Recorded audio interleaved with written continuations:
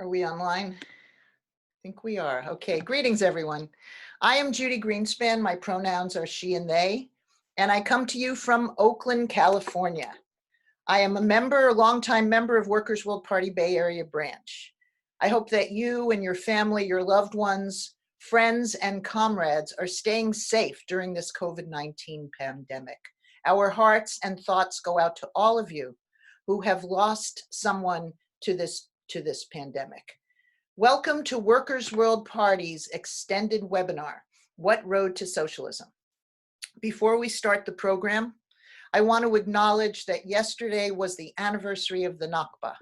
In 1948, the brutal expulsion of Palestinians from their homeland. We will never falter in our support for the liberation of Palestine. From the river to the sea, Palestine will be free. I am co-chairing this program with Nigel Bovar, who will introduce himself and the next part of our program. Nigel? Good day, friends and comrades. I'm Nigel Bovar, they, them, or he, him, from Buffalo, New York, home of the party. I've been a member of Workers' World Party for about 3 years, following in the footsteps of my great aunt Marge Maloney, who's been a member of Workers' World Party for most of her life. We're going to start today's webinar with a cultural performance by a comrade from Boston, Kristen Turgeon, she, her. And I'm going to read a statement that she provided to accompany her video. She says, I was one of the people that radicalized after the Trump election after having finally found a way to speak against injustice. I found Workers' World shortly after that. I'm so glad I found roots so deeply in the struggle and also a family in my comrades. I'm so honored to organize with y'all and to share both my love of music and revolutionary struggle. The following recording of Kristen performing, accompanied by Boston school bus driver Steve Kirschbaum, is from a 45th anniversary celebration of the 1974 Boston protests against racism.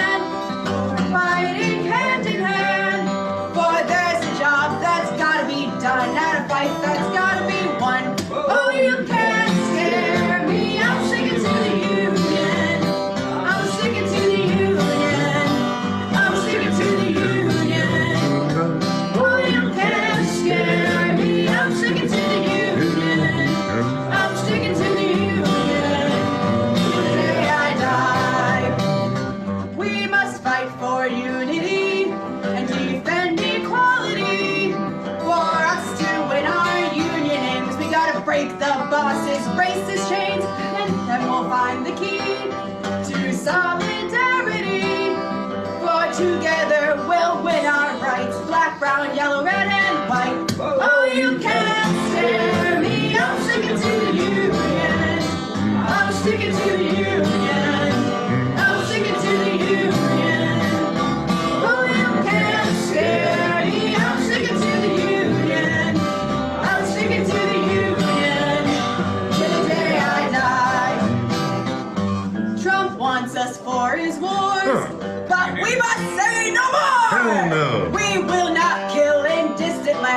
We'll fight right here and make a stand. Their system's breaking down. Let's smash it to the ground. We'll bring to birth a better day when the workers have their way. Go ahead. Oh, you can't scare me. I'm sticking to the union. I'm sticking to the union. I'm sticking to the union. Oh, you can't scare me. I'm sticking to the union. I'm sticking to the union. Till the day I die. One more time. Oh, you can't scare me. I'm sticking to the union. I'm sticking to the union. I'm sticking to the union. Oh, you can't scare me. I'm sticking to the union. I'm sticking to the union. Till the day I die.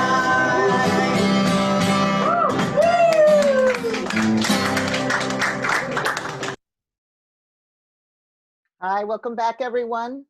And thank you very much, Kristen, for sharing that video with us. I just want to sort of quickly introduce myself and talk a little bit about the program so that we all know what's coming ahead in the afternoon. I am a longtime member of Workers' World Party. You can tell by my white hair. I'm a prisoners' rights activist and a defender of LGBTQ2S prisoners and political prisoners. I am currently teaching at a public middle school in Oakland, California. Today's extended webinar is going to be divided into two programs. The first is from 1 to 3, and it's focusing on who is in the working class, what does international solidarity look like, and then there'll be a 30-minute break with a slideshow and announcements, a time where you can step away and just listen to the music or come back and watch the videos, watch the pictures. And then part 2 of the webinar will focus on worker resistance to COVID-19 and the economic crisis. And we'll begin at 3:30 to 5:30.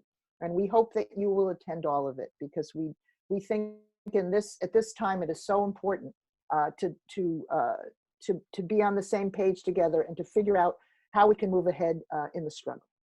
Workers' World Party exists to make real the historical, inevitable task of building socialism from the belly of the beast, which is where we're located in the US.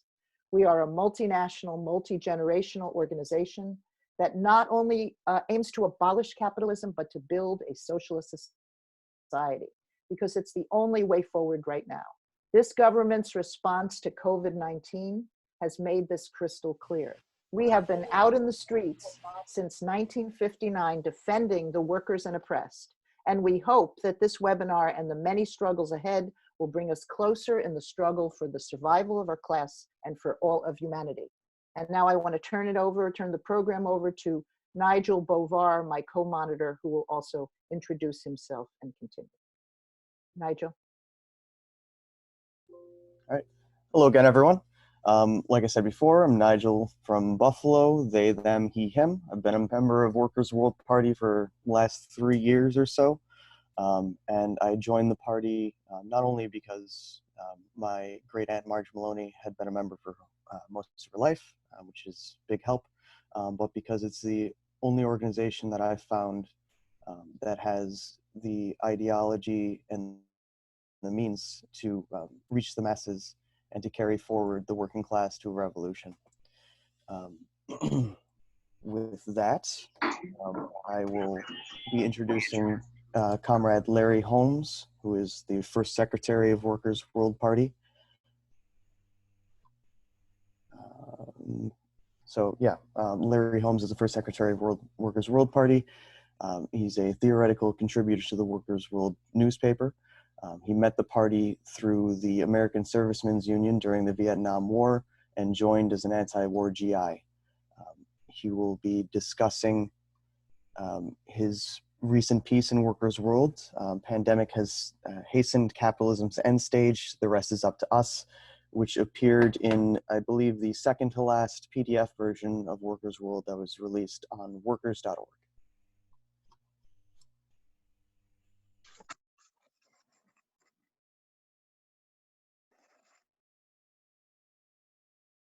And take it away, Larry.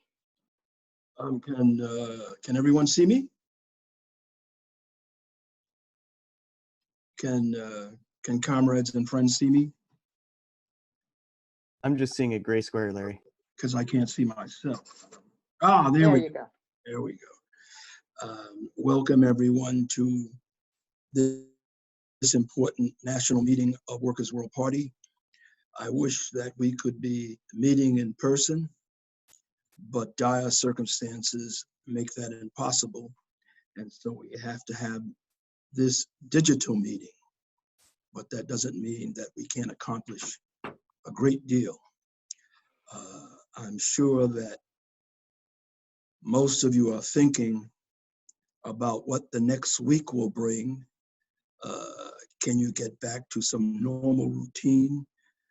How many people will die and suffer? Or maybe what the next 2 months will bring. I think that's very human. I think we're all like that. But I want to point out that it's important to look at what's happening from a historical perspective. It's important to remember that pandemics, especially the ones the size of the pandemic that the planet is contending with, have a way of fomenting social revolutions, because the most oppressed of the planet's population get angry because of the terrible conditions on top of already bad conditions that the pandemic imposes on them, and then become ready to revolt. And this is especially true if the dominant system is a decrepit, decaying system that really just needs a good kick to push it into the bins of history. The bubonic plague of the 14th and 15th centuries played a big role in arousing the peasantry in the struggle to end feudalism. One big pandemic that some of you may know a little bit about is the 1918 influenza.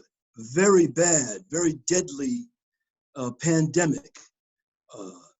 It is believed to have killed somewhere between 50 and 100 million people, including 750,000 people in this country. And that was at a time when the population of the US was about 105 million.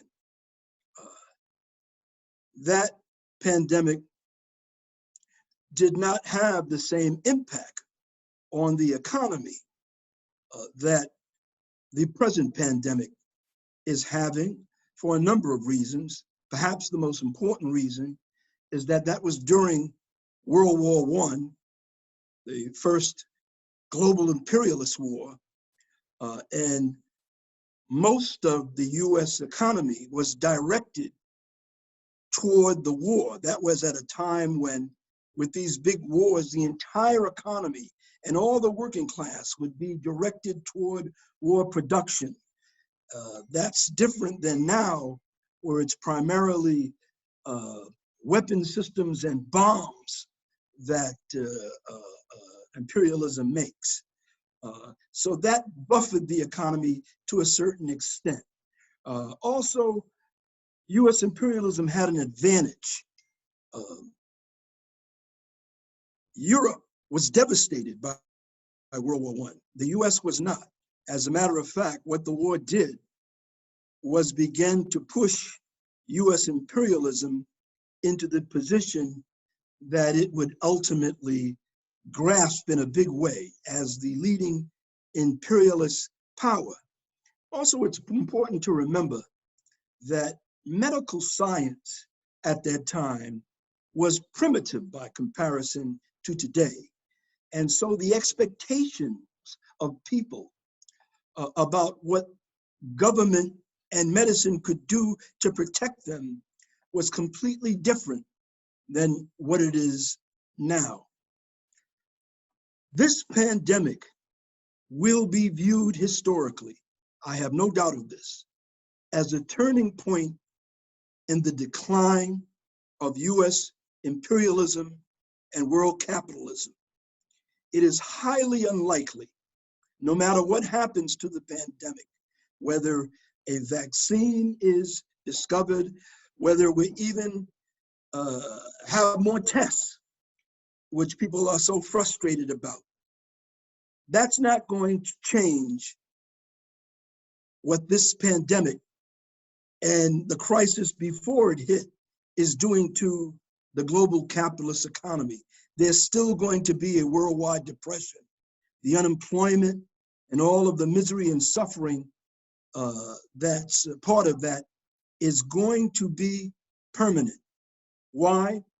Because this pandemic has caused a permanent rupture at a time when all the scientific and technological achievements of capitalism, particularly US capitalism, all of the wonderful integration of the economy based on globalization and technology means very little, because when people look at the economy and look at world capitalism and imperialism, they do not see strength. To the contrary, they see weakness. They see a system that is falling apart. This contradiction, more than any other contradiction in my lifetime, spells out clearly that it is, from now on, in a very clear and brutal way, capitalism fighting socialism, the old, decrepit, dangerous system, fighting to block the birth of something new on a global level. If we had a socialist system, it would be absolutely no problem at all to shut down the economy as long as was necessary and advise people to stay home, shelter at home. They wouldn't have to worry about losing jobs or losing food or whatever they need. It's only under this degenerate, dying system that these greedy capitalists are demanding. They're freaking out. Open up the economy. Send workers back to the factories. We don't care if they get sick. We don't care if they die. We need to make the profits. I think that contradiction is very clear and very stark. The working class, all sectors of it, is being hit very hard. No sector is hit harder than Black and brown workers and women workers, the most oppressed always of the working class. But that doesn't exclude other sectors who maybe a little while ago thought that they were relatively, quote unquote, privileged. They're finding that those privileges are blowing away in the wind. But workers are not just freaking out. They're doing that, as we all are. They're fighting back. They're angry. They're saying, no, we don't want to go to a plant or a factory or to some workplace where we will get sick and maybe die. And I'm sure that in the coming reports, you will hear about the tremendous, militant, glorious, wildcat walkouts and strikes, not only in this country, but around the world. There's a tremendous strike going on in Washington now of farm workers, the most oppressed of all the workers, migrant workers. We'll talk about that. And it's important for us to understand that, because this militancy is going to grow. This workers' rebellion is going to grow. Workers are going to need help in order to organize themselves in a way that they've never been organized since the 1930s. And they're depending upon the help of revolutionaries like us, socialists and communists, who are dedicated to the working class, to help them, not to tell them what to do, not to substitute ourselves for them, but to help them in every way we can. And we are Workers' World Party. Our name says it all. We exist to help our class in any way that we can to liberate themselves. I think that one of the big lessons of the Bernie Sanders campaign and the Jeremy Corbyn campaign in Britain, good, important progressive campaigns in many respects that had a lot of support, is that even with the support that they had, they were not grounded in the struggle of workers. It did not seem as though they were connected to the workers' struggles. They may have put forward demands, universal health care, and other good things that we all support, but they weren't in the workers' struggles. And I think now people who were supporting them on both sides of the Atlantic are realizing that the next thing that we have to do is to ensure that our struggle is grounded in the working class, that it's part of the working class getting organized, getting powerful, becoming independent of bourgeois parties and fighting on its own. Without that, electoral campaigns will have little meaning in the struggle for progress of a struggle for socialism. Comrades, I'm very proud, and members of my generation are very proud about what we were able to accomplish. I've been in the struggle almost a half a century. Me and my comrades, we fought against the racist, imperialist Vietnam War. We sided with the Vietnamese. We supported the liberation movements from Palestine to South Africa. We supported the struggle of women to free themselves from patriarchal oppression. We solidarized ourselves with the struggle of LGBT comrades and that entire community to free themselves from oppression. We struggle with the youth and the Black and brown workers who are the targets of racism and national oppression. We tried to intervene in the workers' movement, sometimes very effectively, and we're proud of it. But you know, most often, we are not the ones that decide exclusively what we can accomplish during our lifetime. Events and conditions decide that. We did what we could. I'm speaking now predominantly to young comrades and friends at our meeting. You have a different role.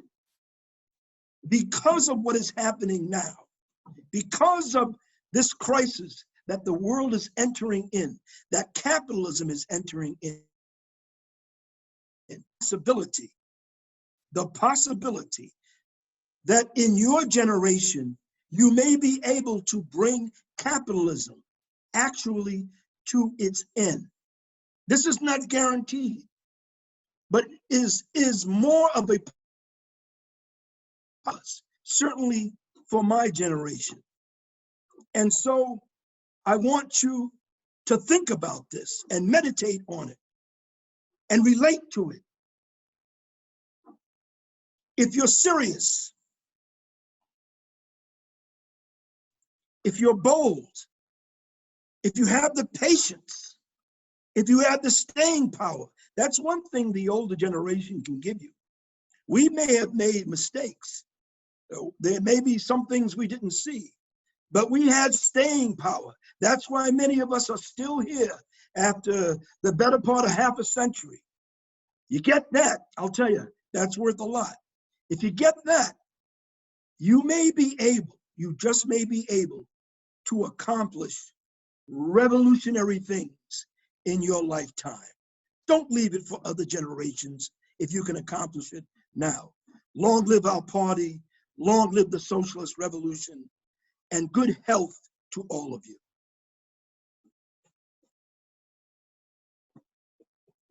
Thank you so much, Comrade Larry. And I want to let people know that at the end of all of the speeches, all of the talks today, there'll be a possibility for you to put questions in the Q&A, and which will be addressed by the panelists. And I'm just going to urge you right now, if you have some questions about what Larry was talking about, please put it in the Q&A. Okay. And if you have liked what you have heard so far, please check out our website. Please take out a paper subscription and consider joining Workers' World Party.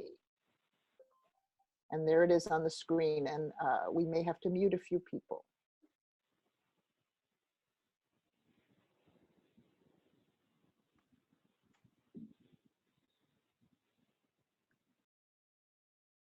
Okay, so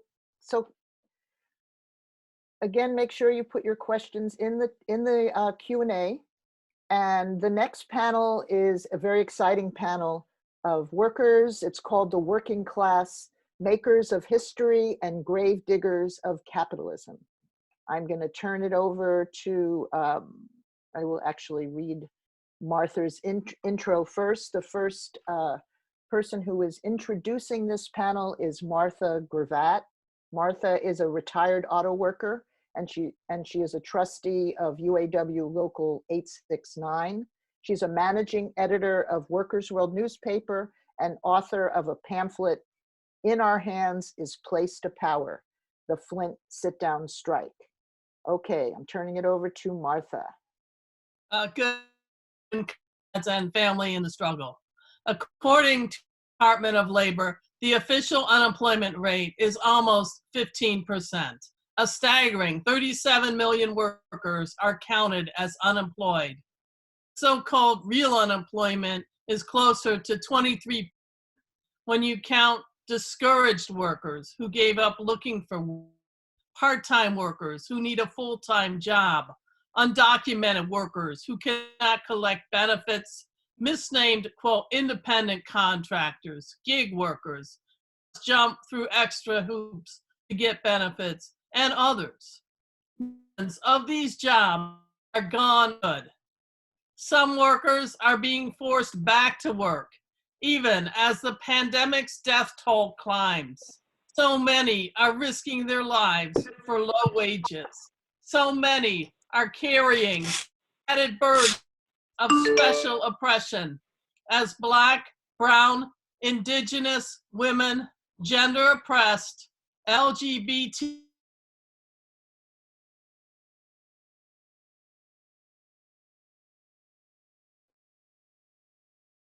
I think that Martha has frozen.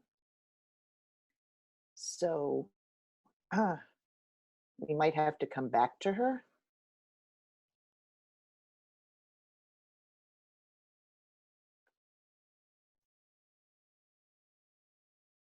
Can I get a tech intervention here? Hi, Judy. Let's go to the next person and we can come back. Okay, that's what I thought. Nigel, can you go on to the next section?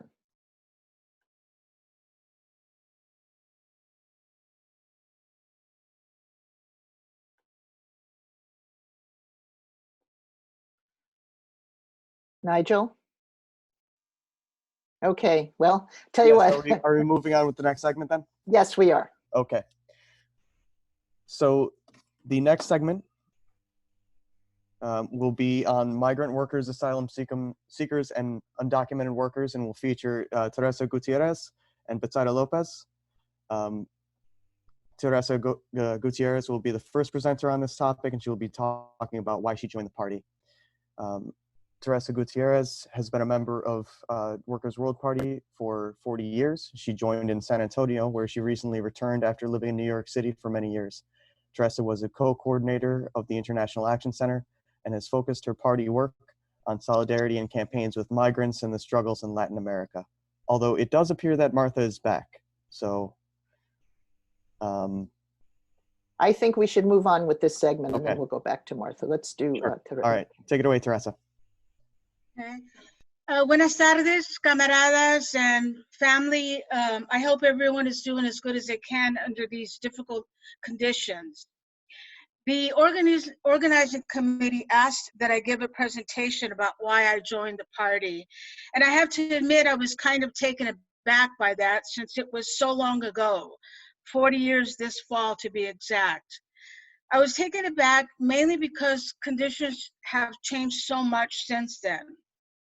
I joined the party from the Chicano movement, as it was called back then. After years of activism and then reading the Communist Manifesto, I realized that freeing my own people was not enough, that all workers around the world needed to be liberated. I hated the capitalist system because of racism and poverty in my life. My grandfather in the 40s was fired from a good job when his boss told him the white boys are coming back from the war. So after reading Che and Fidel and the manifesto, I realized that true liberation meant to fight for socialism. It was not easy for a Chicano militant to join a multinational party back then, mainly because of terrible experiences with the left in Texas, particularly white socialists. These so-called socialists would come to Chicano rallies and would actually tell us only socialism will free Chicanos. Well, of course that's true, but is that what you tell an entire movement fighting for representation? No, of course not. These so-called socialists did not understand Lenin's national question. They did not apply the right to self-determination, that it is the oppressed who determine their struggle, no one else. Workers' Will Party was not like that. They got in the trenches and helped out however they could, including registering people to vote, even though they knew voting was a waste of time. If the Chicano movement was fighting for representation into the system, the party would support that. So much has changed since then. Just like on the LGBTQ struggle, society on racism has advanced somewhat since the early 70s. Young people, for example, are intrinsically more pro-LGBTQ and anti-racist than before. Society has moved forward despite setbacks, but the ruling class, on the other hand, is moving heaven and earth to turn the clock back. Hence the rise of white supremacy and the election of neo-fascists in the government. Now, I don't just want to talk about our positions in the 70s. I want to move forward as well. So I wanted to ask you all, what is the main question today that Workers' Will Party must be forward thinking on and far ahead of all the rest as we are on the national and LGBTQ question? You might ask 10 comrades and get 10 answers. Here's mine. Fighting COVID-19 should be our top battle right now. Of course, we will not drop the fight against police terror or war, but the parties should enter in a major way the intergovernmental debate on closing or opening the states. We need to get out there in a big way, demanding social distance as a right and not a privilege. Staying home is a right not just for the petty bourgeoisie, but for all workers. And it is the workers who should define who is essential and who is not, and what they need, not the bosses. We need to be demanding PPE, not just in our paper, but in the streets, homes for the houseless, food, and relief for all. This is the battle of the day, comrades. And to be out there, we need to be visible and fighting. So I want to propose that we hold in the near future national days of caravans to keep the states closed, or any formulation, depending on what's the debate at the time. I propose that we order thousands of flags to put on cars that are distinct and homogeneous so that the world knows that there is a fighting organization. We should order thousands of face masks that say abolish capitalism. Our class is going to die in record numbers. They will die from hunger in the US and around here and around the world. They will be forced to migrate no matter COVID or not. They're going to lose their homes. So we cannot sit idly by and just webinar a solution to this crisis, as important as these webinars are right now. We've got to be in the vanguard of fighting COVID-19 like no other organization is. That is the option. There is no other option for us. Thank you, comrades.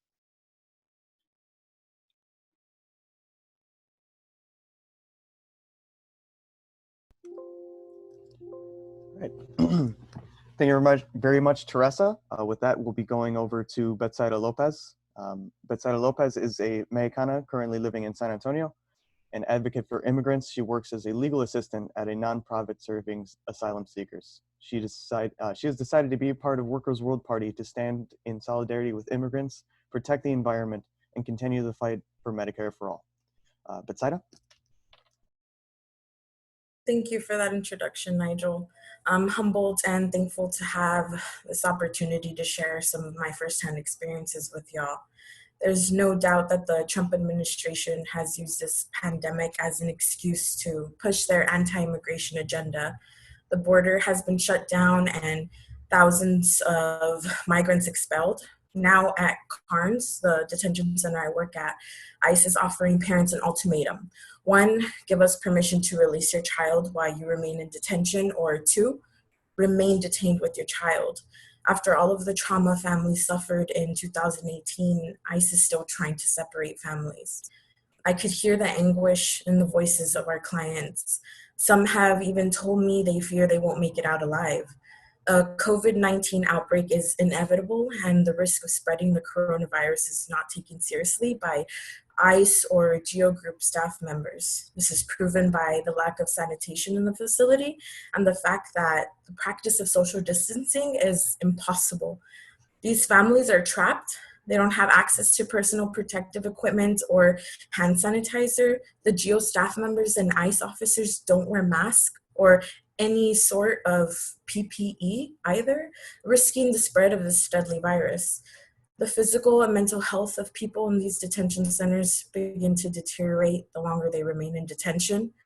Quality medical care is non-existent. Mental health care is also absent in these facilities. Some people fear being placed in solitary confinement if they disclose suicidal ideation or feelings of depression.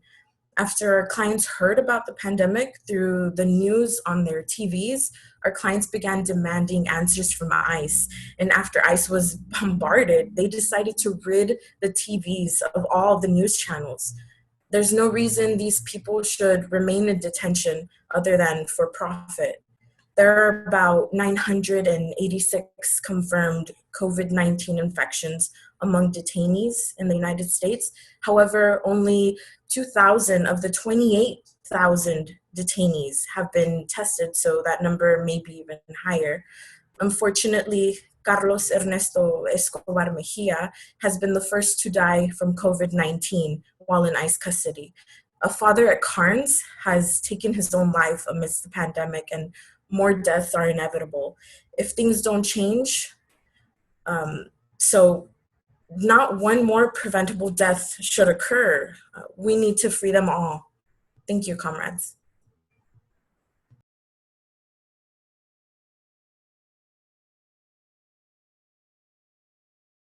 Thank you so much, Betsaida. We're going to bring down, every program has its technological glitches. I wish it weren't the case, but we have Martha back. So we're going to have Martha continue her introduction to the panel, which is entitled "The Working Class, Makers of History and Grave Diggers of Capitalism." Okay, go ahead, Martha. Hopefully it'll be better this time, the sound. Class consciousness is growing as the masses question the legitimacy of capitalist wage slavery and seek a way out. The way out is socialism. And the problem we are contemplating today, what road to socialism, be more relevant? This is not a question. Millions upon millions of workers and oppressed people have pondered the matter since 1848, when Karl Marx and Friedrich Engels wrote the Communist Manifesto. For 162 years, advanced members of our class read and studied and reread and restudied the classic work of these two monumental thinkers, a must-read for anyone interested in real social change. In an 1872 introduction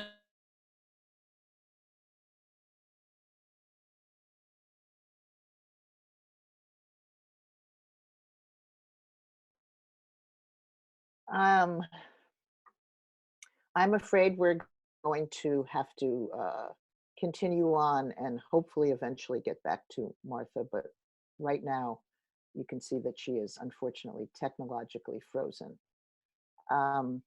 So we're going to move on in our panel, and we're going to now deal with an issue which is very, very near and dear to my heart, and that's the issue of prisoners as incarcerated workers. And I'm going to be presenting two panelists who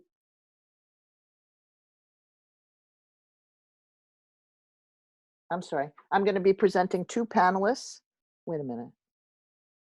Oh, okay. Well, when is that going to happen? I'm sorry, Martha, are you ready to speak without video? No. Okay. So why don't we continue until we can get that resolved? And I'm going to be introducing two comrades who are very involved in the struggle for prisoners' rights and the struggle for the abolition of prisons. So I'm going to introduce them, two of them, and then they are going to make their presentations. So Miranda Chrisman, who uses the pronouns they, them, is a member of the Houston branch and is a co-editor of Tear Down the Walls for Workers' World newspaper. They write and organize around prison abolition, anti-imperialism, and the environment. The second speaker, and we have somebody who needs to be muted, thank you. The second speaker is Ted Kelly, who uses the pronouns he, him, and he is a member of Workers' World Party in Philadelphia, and he is co-editor of Tear Down the Walls, prison coverage in Workers' World newspaper, and an organizer with the Prisoner Solidarity Committee of Workers' World Party. Miranda will start and then pass it to Ted. Go ahead, Miranda.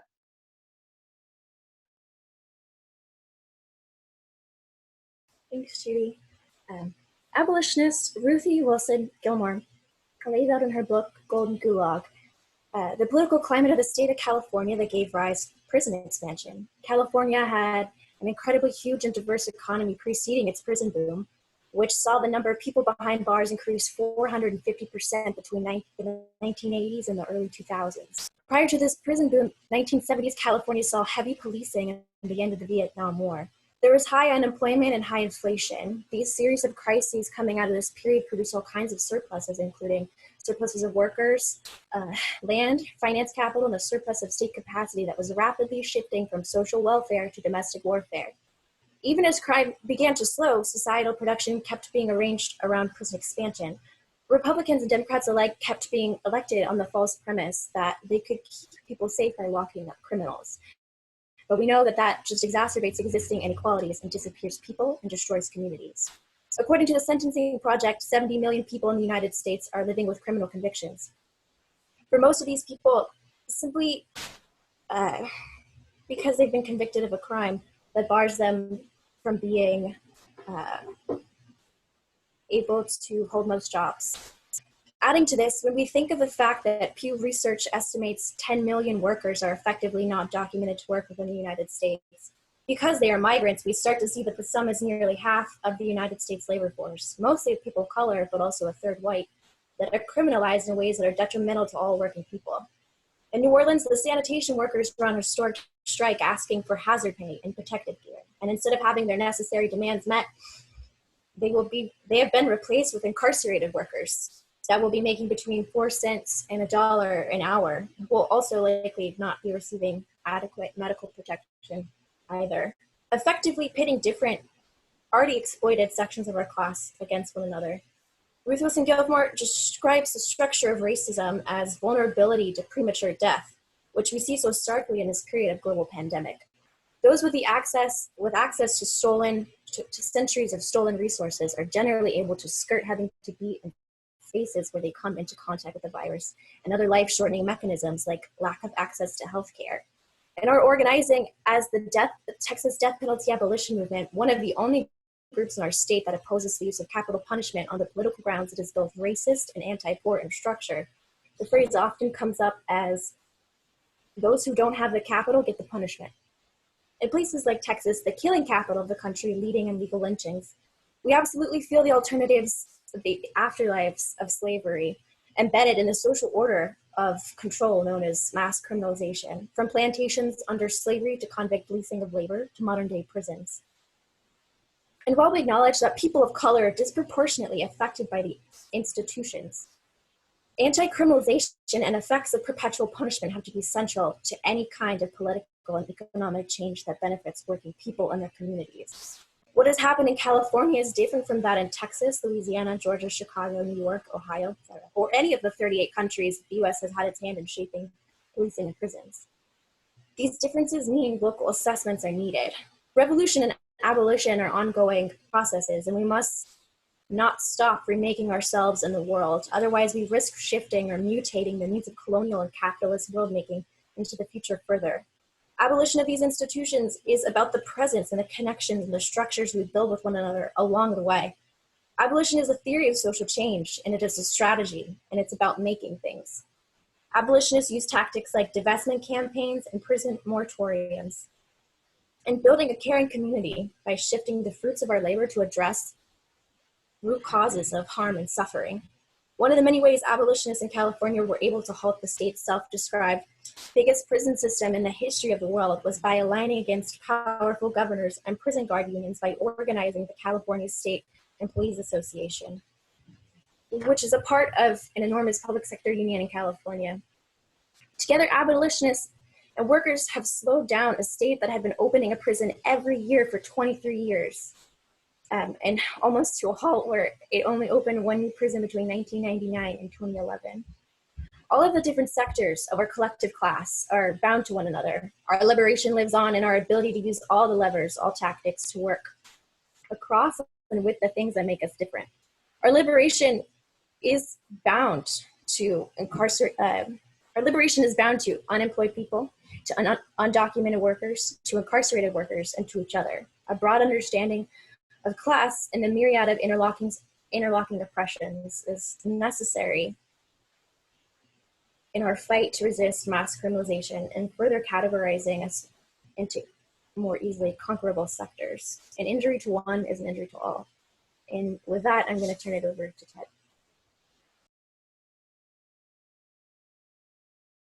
Thanks, Miranda. Just want to start by quoting two different passages. The first is from a book by Chairman Sam Marcy called The Klan and the Government, Foes or Allies. And just very briefly, a far more important problem is the reciprocal relations between the capitalist government and the Ku Klux Klan. More often than not, the former is made to appear rather hostile to the Klan. The public impression conveyed is that the government is forced under the law to defend and secure the Klan's rights. In reality, however, the capitalist government has covertly encouraged and promoted the Klan over many years. It is often completely overlooked in current discussions and in the press and media reports that the durability of the Ku Klux Klan rests on solid, long-term bonds to the state, and that the two share a common political ideology. While the ruling class had the opportunity to wipe out the Klan more than a century ago, it failed to do so. It also left Black people and poor whites politically defenseless and deprived the Black population of economic power by failing to grant the newly emancipated people the land that they had tilled for centuries. The reason I start by quoting Sam Marcy on the relationship between the Klan and the government is because it is out of this history that police forces in the United States were formed. To not merely collaborate with the Ku Klux Klan, but to establish alongside them a formerly deputized violent gang to supplant them. And the second short passage I'm going to read is from Mumia Abu-Jamal, Have Black Lives Ever Mattered?, where he describes the police by saying they are servants, if at all, of the political structures of which they are a part, not of the people. They are servants, if at all, of the state. They serve the interests of capital, of the wealthy, of those who run this system from their bank vaults and corporate offices. They do not serve the poor, the powerless, nor the uninfluential. They never have. They are an armed force organized to protect the interests of the established and those who own capital. I think in all capitalist states, the sites of colonial occupation, police units were armed gangs set up to protect the property of the rich while smashing any nascent organized working class power. Private police forces like the Pinkerton agents provoked, spied on, and killed working class organizers. Likewise, the Federal Bureau of Investigation was born as a political police force to track and subvert anti-capitalist activities. They arrest and they assassinate and they incarcerate.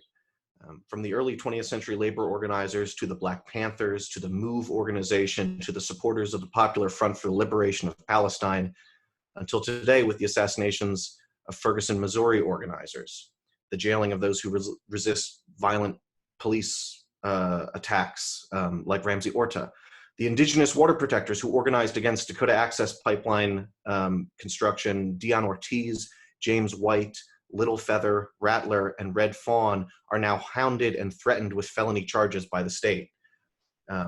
This is all to say that this is the function of police and therefore the function of prisons in this country. A Puerto Rican activist, an ally of Workers' World Philadelphia, Fermin Morales, said at a speech on May Day that poor and oppressed workers are given a choice. You can fight to survive, doing whatever you need to do to make money, and you will end up in prison if you step outside the bounds. Or you can fight for your nation as a Puerto Rican, and you can end up in prison for the political reason of fighting for a disparate political power. Just down the street from where Fermin was talking was a federal penitentiary. And across the street from that is the African American History Museum. And Fermin said, if you learn too much in that museum, you will end up across the street in the federal prison, because that's the function of these prisons in this country. White supremacy is one of the fundamental pillars upon which capitalism is founded and supports itself. Prisons and police are the state's most violent tool of racist oppression. So we cannot abolish capitalism without abolishing police and abolishing prisons. It works vice versa.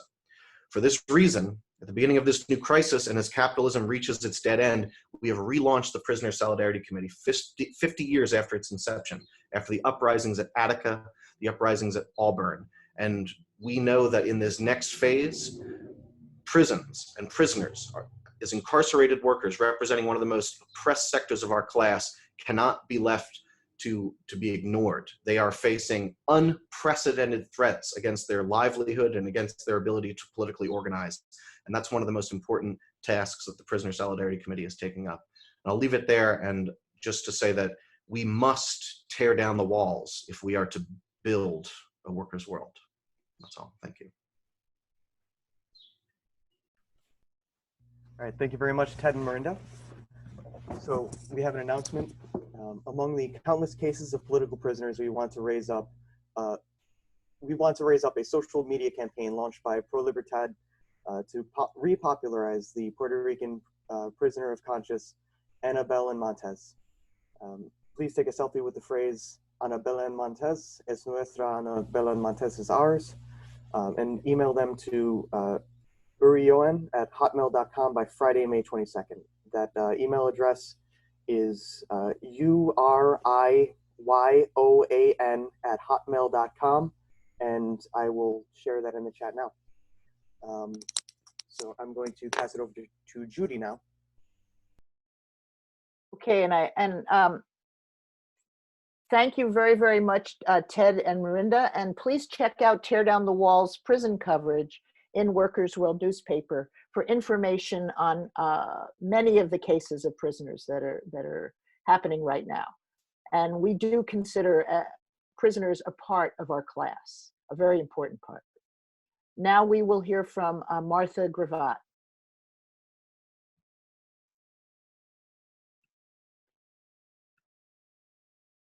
And hopefully I'm sorry, it's not letting me start the video. It's only letting me on audio. That's okay, we can hear you. As Marx and Engels wrote in 1848, society as a whole remains split up into two great hostile camps, into two great classes directly facing each other, bourgeoisie and proletariat, the capitalist and the working class. The working class is different today. A big chunk of factory jobs were wiped out by technology, while the service proletariat has grown. In the past few decades, the number of workers in precarious jobs has risen. Mass incarceration has vastly expanded, but the antagonism between the exploiters and the exploited remains irreconcilable. Could this be any clearer than at this moment in history? The inherently antagonistic relationship between the two classes.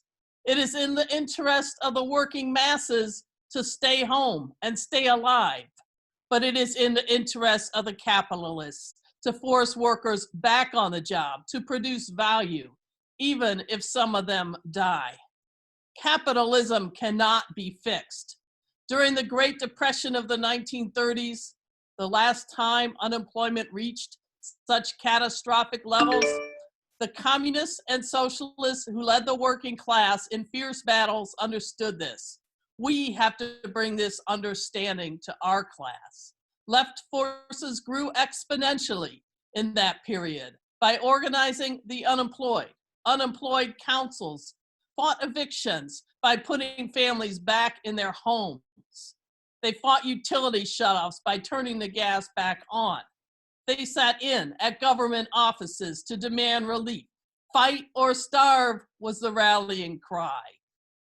This gave the working class the organization and strength to take on the world's biggest corporations, including GM, in the sit-down strike wave from 1935 to 37.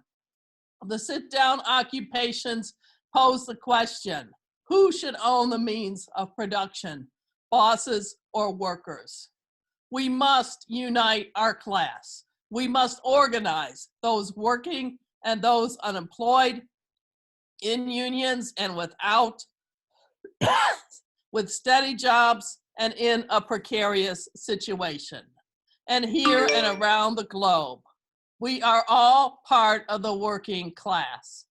Capitalism need not last for eternity.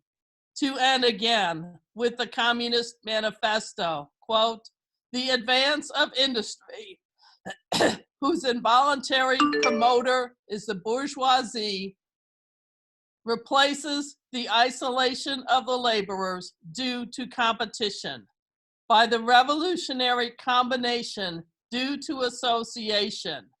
What the bourgeoisie therefore produces above all are its own grave diggers. Its fall and the victory of the proletariat are equally inevitable. Let's turn the inevitable into reality. To do that, we need you. Thank you. Thank you so much, Martha, and I'm glad we were able to resolve the sound problem. So we're going to move on, and I want to remind everyone, this is all in the context of this is the working class that we see, and I believe it's probably the broadest and most comprehensive view of the working class that just about anyone presents. And the next speaker is Ezra Echo, who will be speaking about LGBTQ2S, Two-Spirit Workers. Ezra is a new member of Workers' World in Buffalo. They are a non-binary lesbian artist and writer. Their pronouns are they, them, and take it away, Ezra.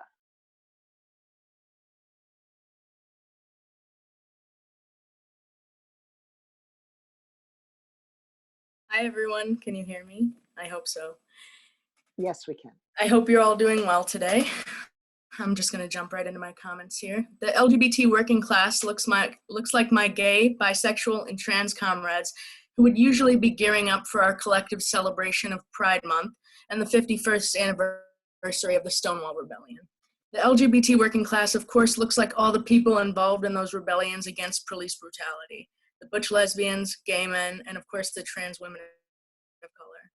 The LGBT working class looks like my fellow gay and non-binary barista co-workers here in Buffalo who are making more on unemployment than they ever have while working.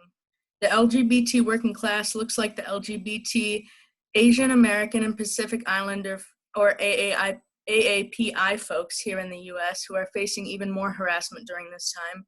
The reporting center Stop AAPI Hate has received over 1,100 incidents reports of discrimination and harassment in its first 2 weeks of being established. The LGBT working class looks like all the students who have been forced out of their safe spaces at school and back to homes with sometimes unsupportive or downright hostile family members. The LGBT working class looks like all the imprisoned lesbian, gay, bisexual, and transgender people who deserve to be released, especially in the midst of this pandemic, and are dying as a result of it. The LGBT working class looks like all the homeless LGBT youth who can't possibly shelter in place because they don't have homes in the first place. A study done at the University of Chicago Chaplain Hall states LGBT youth have 120% higher risk of becoming homeless than their cisgender and heterosexual counterparts. It's impossible to say in 3 minutes all the people who are part of the LGBT working class, but our struggle was born out of the oppression of the working class, as all special oppressions are, and cannot and should not be separated from that.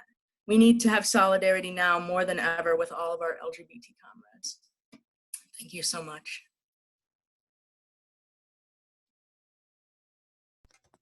All right, thank you very much, Ezra. So our next panelist will be Phoebe Eckfeldt, speaking on the subject of women workers. Phoebe Eckfeldt is a member of the Boston branch of Workers' World Party and has been for 40 years. She is a mother of 3, a nurse, and a retired member of the Harvard Union of Clerical and Technical Workers. Phoebe?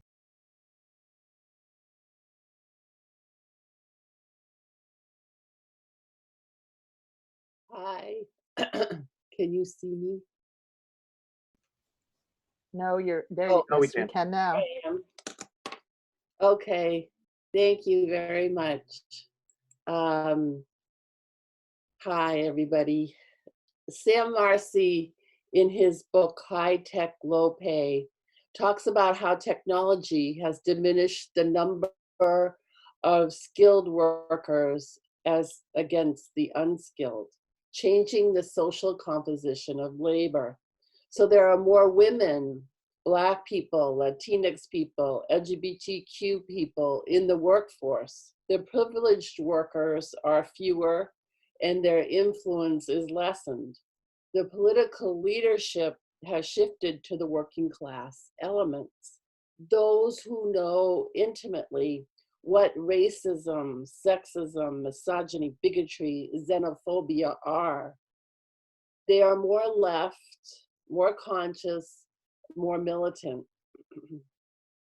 An estimated 47% of the workforce are women. Sam calls it the feminization of labor. Women and gender non-conforming people are literally fighting for our lives. Consciousness about class, race, capitalism, imperialism is rising. Consciousness is starting to take leaps and bounds and finally leaping into action. Women begin to realize they have nothing to lose but their chains. In the past couple of years, we have witnessed women rising up and taking bold action, demanding justice and dignity and respect and a living wage from sex workers, prisoners, teachers, hotel workers, nurses, indigenous women, Dalit women, immigrant women, reproductive justice fighters, mothers taking over abandoned housing, and many, many, many more. Every day, women are fighting against sexual abuse, harassment, and violence. Domestic violence is on the rise. We are still viewed as private property. Some women fight every minute of every day just to stay alive because they have debilitating PTSD from living under capitalism. But let us gain courage and strength by going back a few years to the dawn of humanity when there was a matriarchy. Matriarchy means the absence of male supremacy, the absence of patriarchy. If we look at all of human history as a year's time, 365 days. The matriarchy was 360 days. So let's not forget that. Please don't forget. Lenin said, "It has been observed in the experience of all liberation movements that the success of revolution depends on the extent to which women and gender nonconforming people, to the extent they take part in it. Through our work in the party, we can bring women together. We can listen and deep organize and educate and empower each other. We can establish women's assemblies. We can resurrect and continue to build the Women's Fight Back Network." Comrades and friends, the time of the coronavirus has highlighted and underscored that socialism is the medicine that we need. In the song, the Internationale, which is the universal anthem of the working class and oppressed the whole world over, it proclaims, "The earth shall rise on new foundations. We have been not, we shall be all." Thank you. Thank you so much, Phoebe. I want to remind people that if you like what you've heard so far, you should go to workers.org, where you can sign up to join, where you can read our latest issues, where you can look at podcasts and past webinars. Our next speaker is Mary Kessinger, who will be talking on workers with disabilities. Mary Panaudi Kessinger, she, her, joined the party in the early 1970s. As a union activist, she gravitated toward the party's Center for United Labor Action, acting as a shop steward for people applying for unemployment benefits. Today, she is active with the Disability Caucus of Workers' World Party. Go ahead, Mary. Good morning, comrades and friends. Disability is a condition that strikes all classes. Ruling class families start charities, like the Kennedys who started the Special Olympics. Nice, but that didn't bring universal health care, shelter, or good food, all the faults the pandemic exposed so blatantly. Others who have access to television conduct lengthy telethons like Jerry Lewis, who engenders pity by bringing disabled children before the cameras. As the t-shirt famously says, quote, "Piss on pity," unquote. We don't want pity, we want respect. Those of us in the working class fight to assert our dignity and to make things right. And we do this on many fronts. Capitalism provides with endless opportunities. For example, we formed the People's MTA to fight for access as well as other things. New York City subways have elevators only in 20% of the stations, and subways are important for more than getting around. They bring us to work. The city comptroller did a study where he found the employment rate was significantly higher among the disabled who lived near the subway line than for those who did not. We also formed the Fair Wages Task Force, along with the New York State chapter of the National Federation of the Blind.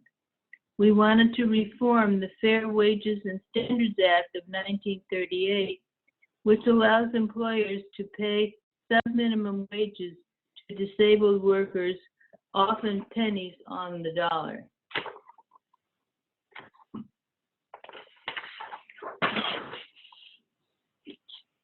Our efforts fell short, though. If we persisted and got the minimum wage, participants would then lose their benefits. That's how they enforce the impoverishment of the disabled.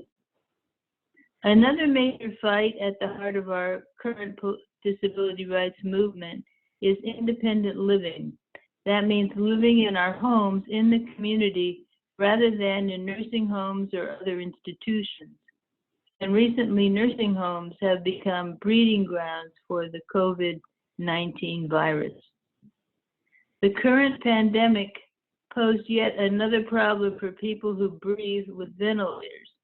Those who use them, like disability activist Alice Wong, were afraid they would be taken away to be used by the able-bodied. In fact, there is a law in New York State that allows the state, in the event of a hospitalization, to commandeer the ventilator left at home and confiscate it. The fight for socialism will tear down the rickety and mean structures of capitalism. Building socialism will allow us to build things right. Thank you.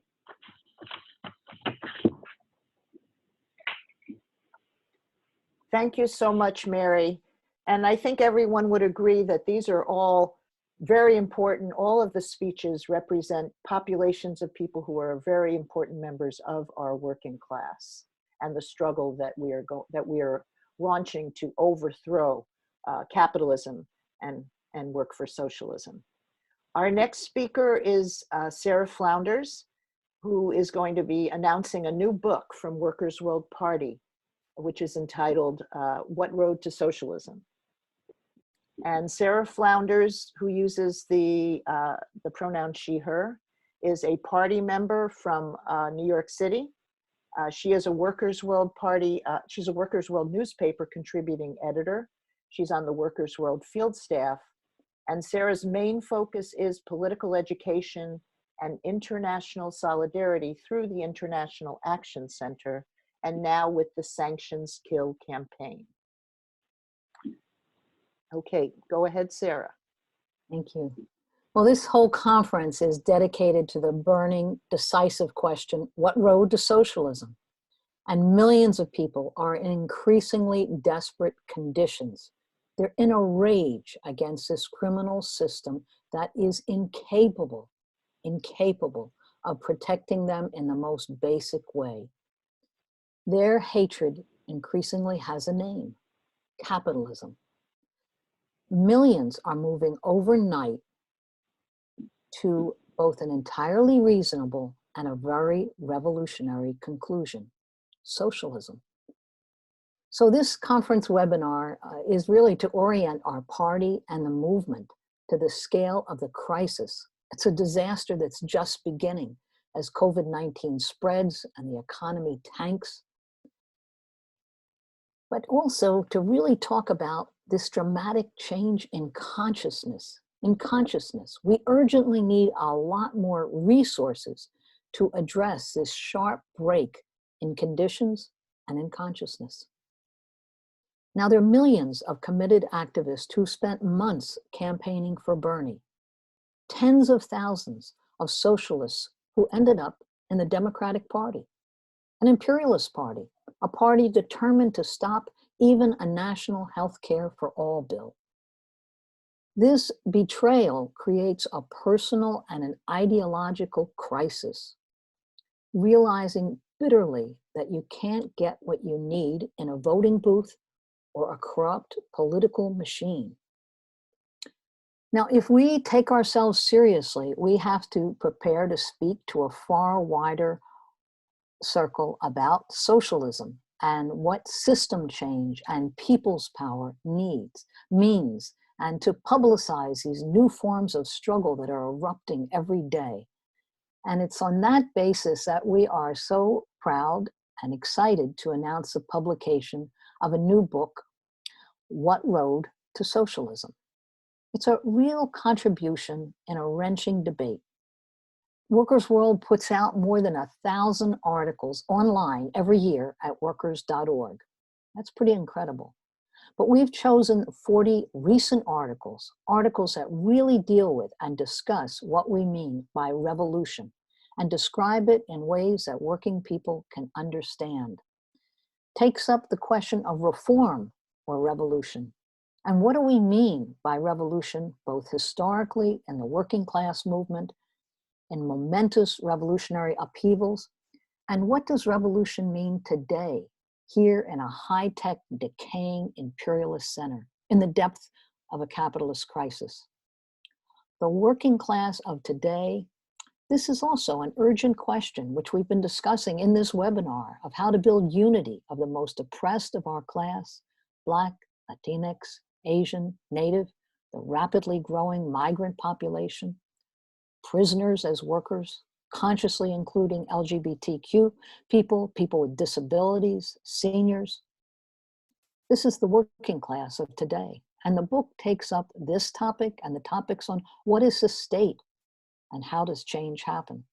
So in a small 200-page book that you can order online by this Wednesday, May 20th, both in print copy, on Kindle, as an EPUB, as a PDF, published by Worldview Forum. And we really hope you'll take this opportunity. We want to especially thank Tyler, a new candidate comrade of Workers' World, who's just been tireless in making this possible. This simple book is a way to explain from many different directions Workers' World's consistent revolutionary politics over decades, and in a way to differentiate us from social democracy in a positive way. Now, we need a whole campaign to get this book out widely. We need comrades to write online reviews, hundreds of endorsements, use it as a basis of study groups and classes, develop lesson plans, and to raise the political level of the discussion, to promote it on social media in a serious way, and to really get out there with it in many different forms of struggle. In concluding, I'll say that this first book, it's an important new area of work. There's several other anthologies that are planned. And in like this experience with Zoom webinars, with podcasts, with online classes, we are involving a whole number of comrades and of allies in discussing monumental crises facing our class. And through doing this, really we widen the influence of revolutionary politics. So I do hope you'll look at the book, order it, review it. What Road to Socialism? Thank you.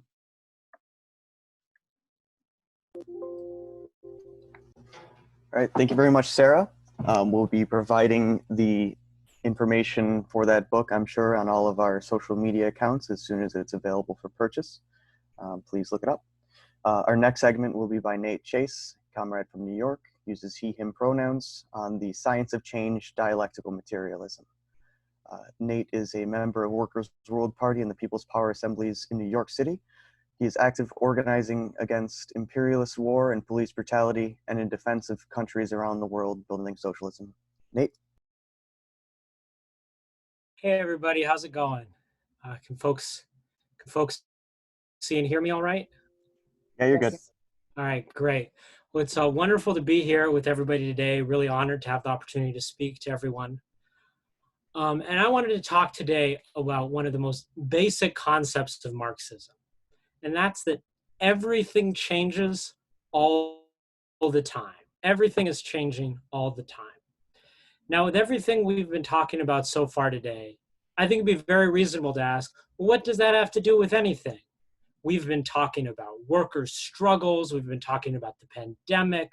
We've been talking about international crises and the crisis of capitalism. We've been talking about healthcare workers and racism and the oppression of LGBTQ people.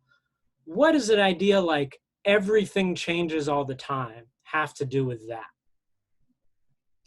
Well, I want to raise up a brief quote of Marx to make that connection. He famously once said, and I believe this quote is actually inscribed on his gravestone, "The philosophers have only interpreted the world in various ways. The point, however, is to change it." And that's it. We, Workers' World Party, the broader movement of working and oppressed people here in the United States and around the world, we're not here just to talk. As Teresa raised earlier, we're here to change the world.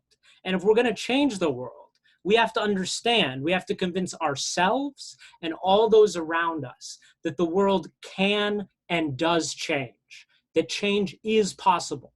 And so that's why it's so important to understand that everything is changing all the time. Now, I think a reasonable question, if we're saying that everything is changing all the time, is why do things change? Why doesn't everything basically just stay the same? And one of the principles of Marxist-Leninist thought is that things change because they contain contradictions. That inside every object, inside every living thing, inside every system, there are contradictions pulling that thing or system or whatever in different directions. And that's what causes things to change. So, I mean, we find examples of this every day, in everyday life. You know, every time you look at a growing plant or any living thing, we're looking at a living thing that contains both life and death.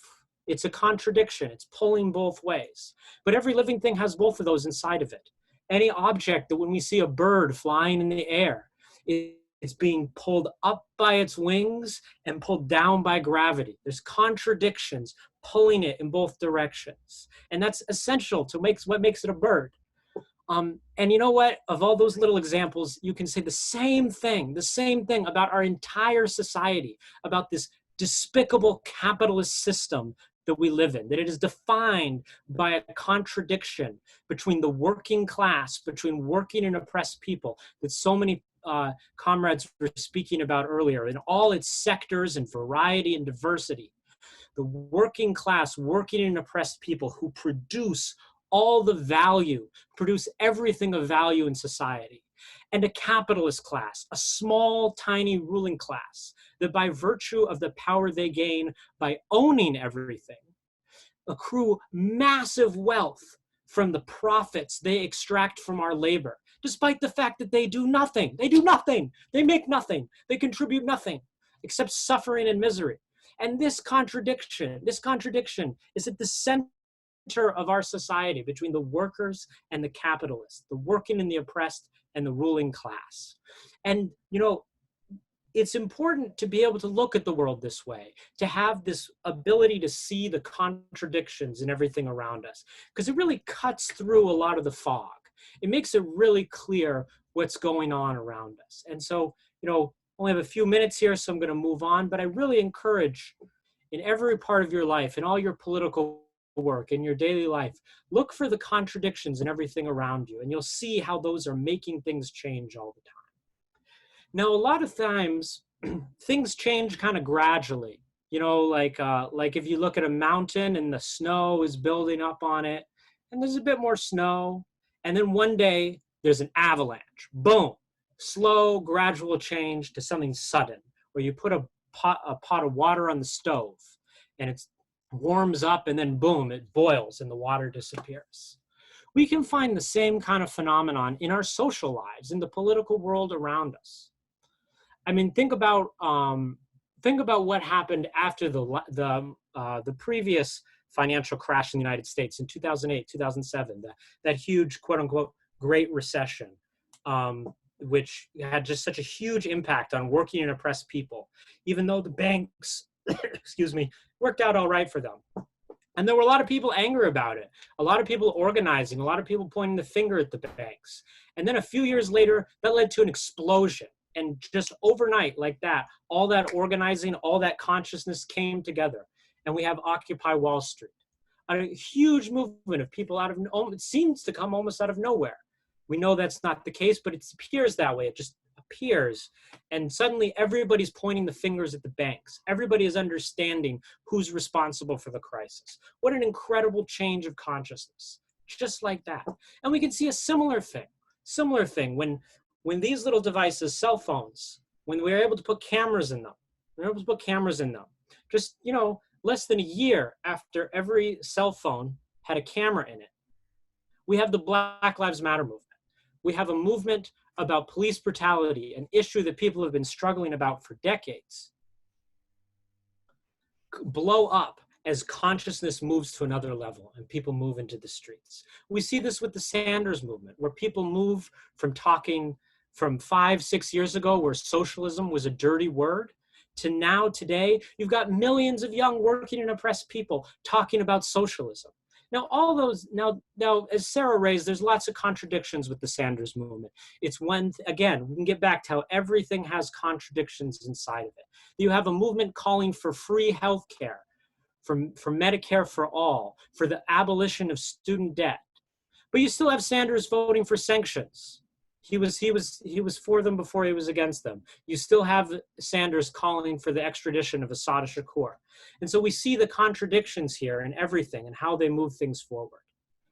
And it's because of this process that we have the consciousness that just like 5 years ago, there was no one talking about socialism outside a small number of relatively small groups on the revolutionary left, like Workers' World Party.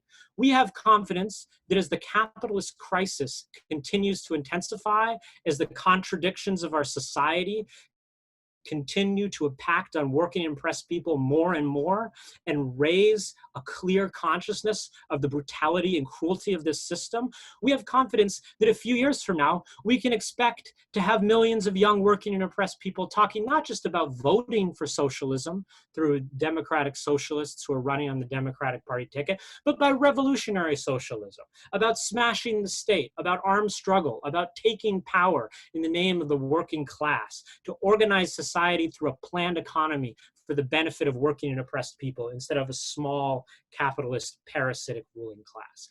So the fact that everything changes all the time, the fact that change is determined, our being, our consciousness is determined by the situations around us, gives us confidence that the consciousness and militancy of working and oppressed people in the United States and around the world is on the rise.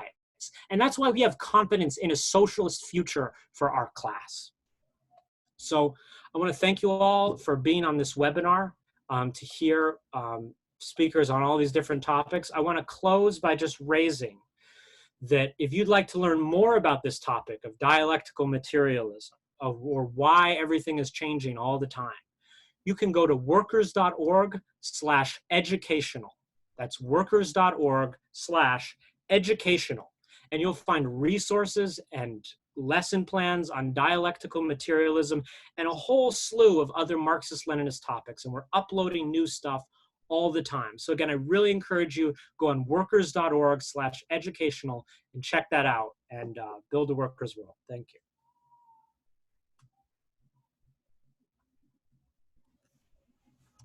All right, thank you very much, Nate.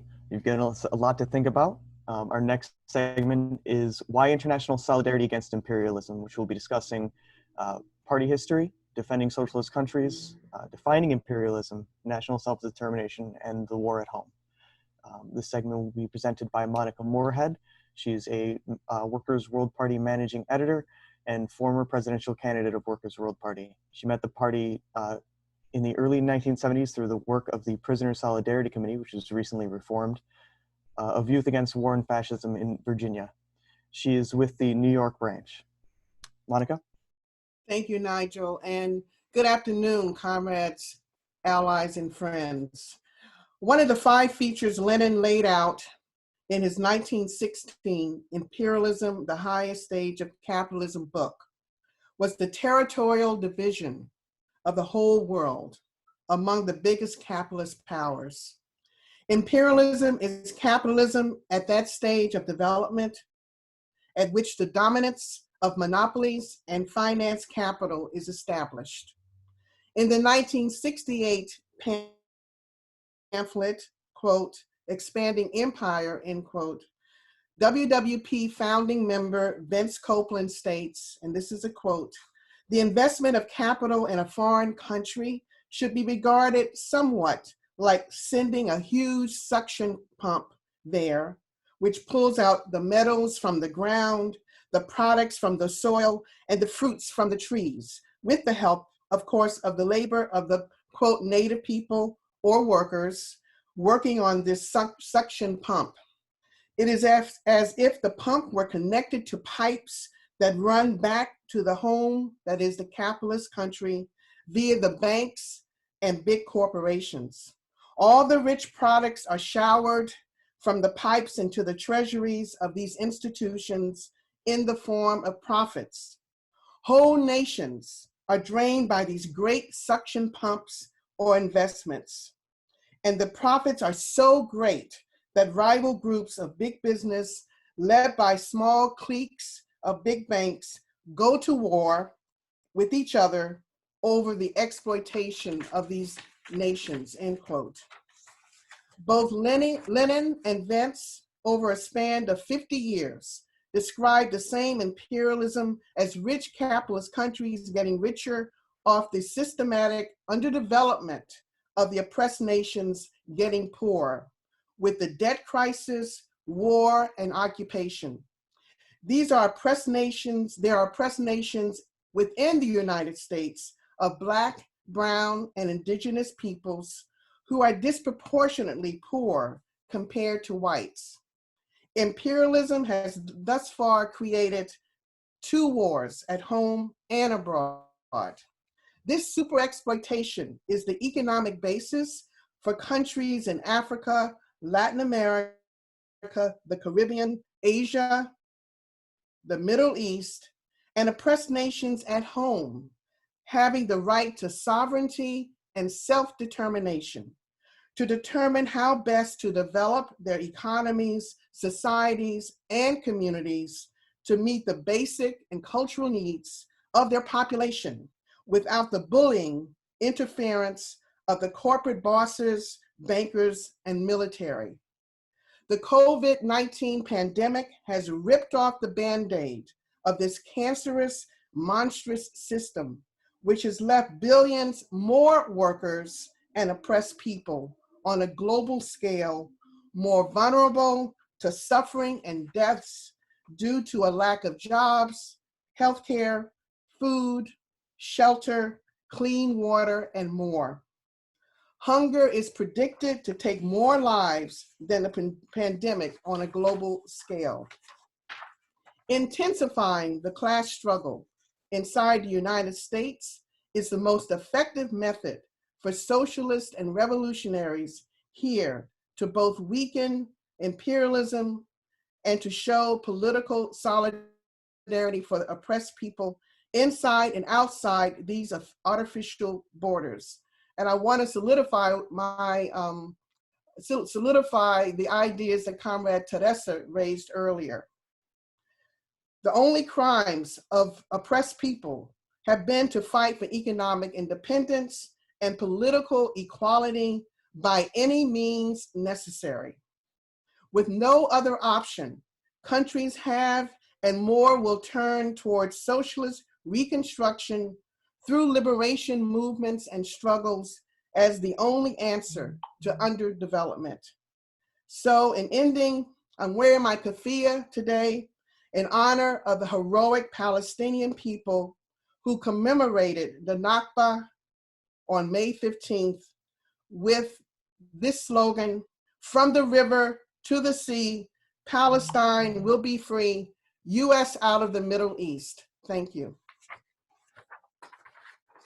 Thank you so much, Monica. I want to introduce the second person in this panel, Tony Murphy, who uses the pronouns he, him, and is a Workers' World Party member, an activist with the People's MTA and the PPA, which is People's Power Assembly, New York City, and a cartoonist for Workers' World Party newspaper. Some of you have probably seen his incredible cartoons. He met the party in 1991 after the US bombing of Iraq, which continued for 42 straight days. Okay, Tony, take it away. Hi, can everybody hear me? Yes. Okay, the coronavirus crisis has made it clear that society is run by workers. Our party is called Workers' World Party, precisely because those who produce the wealth of society, make sure everybody's fed and housed and clothed and treated when sick, are exploited and oppressed by capitalism, exploited for profit and oppressed by racism and sexism and anti-LGBTQ bigotry. Same capitalism that makes our lives hell keeps the rest of the planet poor as well, as Monica covered in the last report. The promise of liberation held up by socialism has inspired millions and has also really been the best path for underdeveloped countries who want to escape desperate poverty and get out from under the heel of imperialist oppression. We support all countries who are resisting or are oppressed by imperialism, socialist countries especially, because they point the way forward for humanity. I can't think of a better argument for socialism than the way socialist countries have handled the coronavirus crisis as opposed to the capitalist countries. Take China, for instance. Their response to COVID was a mass mobilization of every sector of society. No capitalist country dominated by the anarchy of capitalism and competition could pull that off. That's why so much of the corporate media is attacking and lying about China. Outside of the corporate media bubble, China's achievements in containing the virus have been embraced, especially among poor and oppressed nations around the world. And in the scientific community as well. Its efforts were called the most ambitious, agile, and aggressive disease containment effort in history by the World Health Organization, also, of course, under attack by the Trump administration. You probably know about the 76-day lockdown, aggressive quarantines and public temperature checks, or the speed with which the genome was sequenced on January 12th, less than 2 weeks after China first announced the coronavirus. This essential step helped the whole world develop test kits for the virus. China built 2 hospitals in under 2 weeks, so people with mild symptoms could be cared for while freeing up space for those with more severe cases. This avoided the heartless triage that exists, for example, here in New York City, where you had to be practically already dying to be admitted to the hospital. People were turned away multiple times until they were finally admitted, only to die on a respirator. Less known about China are the details of the government's mobilization. Thousands of military doctors and nurses sent to Wuhan, tons of medical supplies, highways made toll-free. If you didn't have a car, customized bus routes were set up with tickets you could purchase on an app. Capacity of the bus was set at 50%.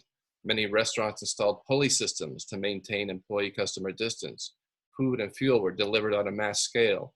Neighborhood committee members went door to door to help residents with shopping and medical supplies, especially for older residents. The house-to-house approach was used in other countries struggling to build people's power.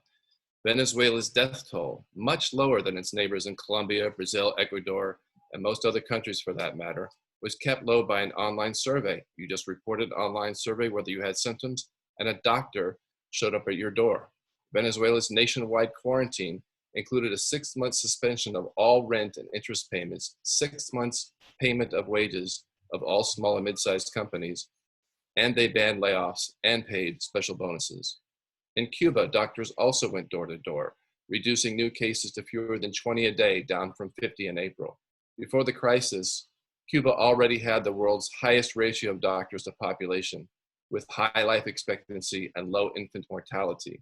As it always does, Cuba exported its doctors around the world, including hard-hit Italy.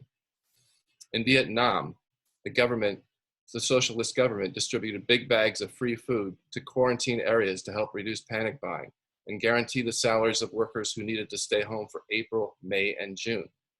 As of today, there are still 0 deaths in Vietnam, a country of 90 million people and 1% of the GDP of the United States. These exemplary public health approaches take place for most of these countries under the hardships imposed by sanctions and constant war threats by Washington. We support them 100%, and at the same time take an independent approach in analyzing them. In China, as well as in some of the other countries I've mentioned, a socialist economic base exists side by side with capitalist exploitation. We see that as a danger. But in the struggle between these two forces, in the COVID crisis, the dominant force was the rational, planned response led by the Chinese Communist Party. With the socialist base, crucial decisions are not determined by the needs of finance capital. Under capitalism, it's the exploiting class that is demanding to, for instance, reopen the economy because the bosses don't want to be beat out by their capitalist competitors.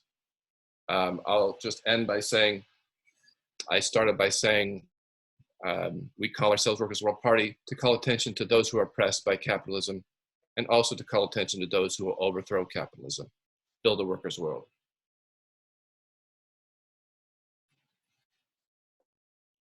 Thank you so much, Tony.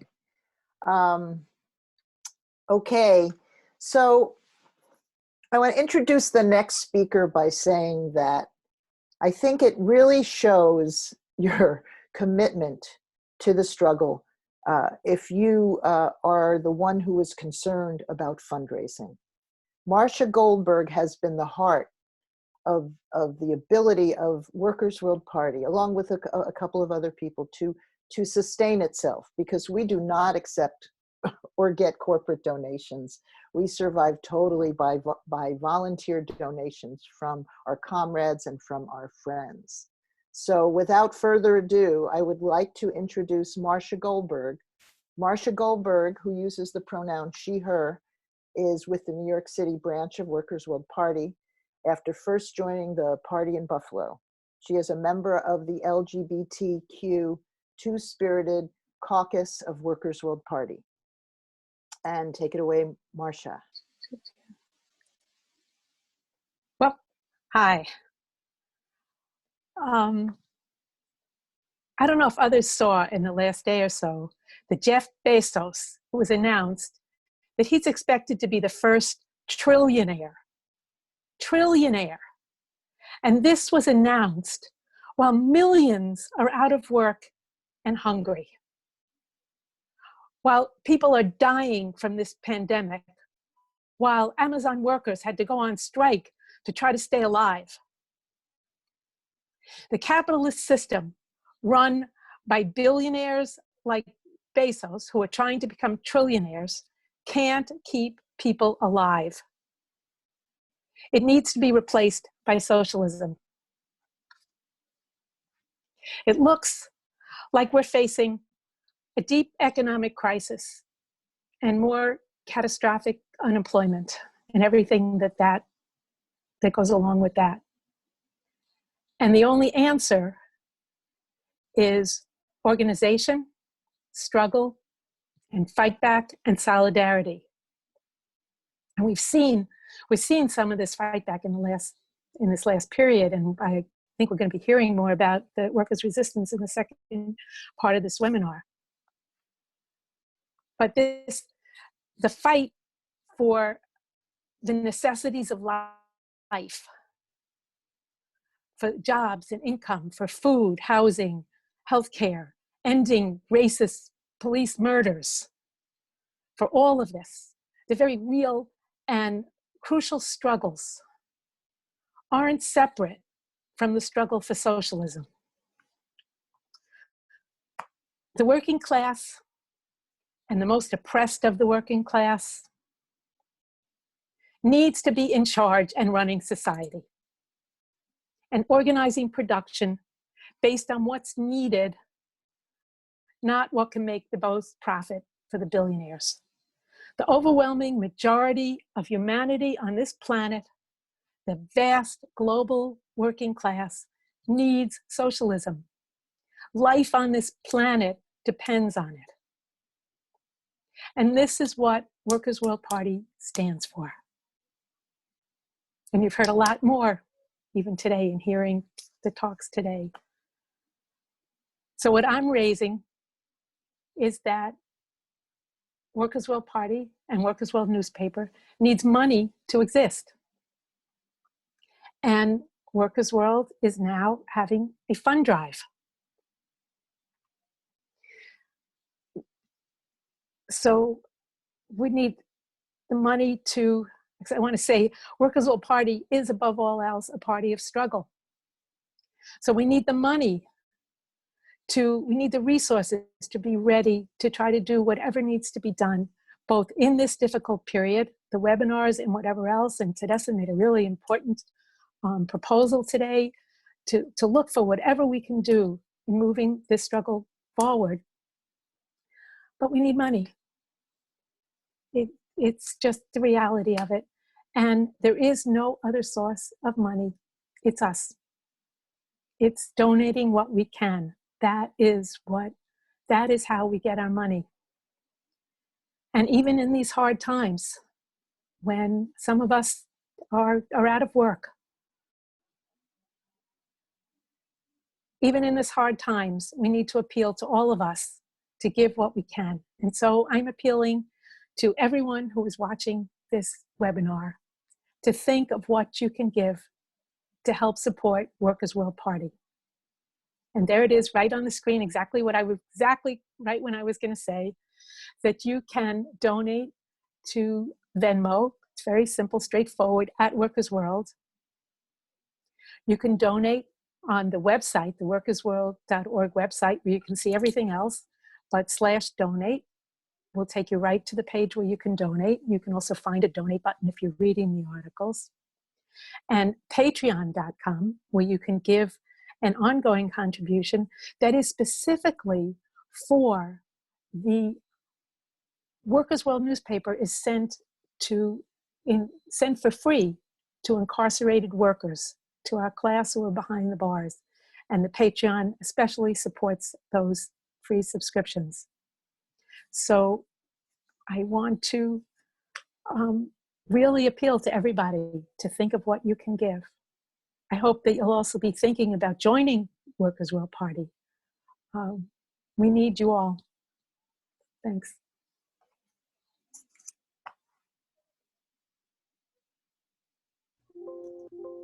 All right, thank you very much, Marcia. Anyone who can, I urge you to donate. Right now, we're going to open up our Q&A section.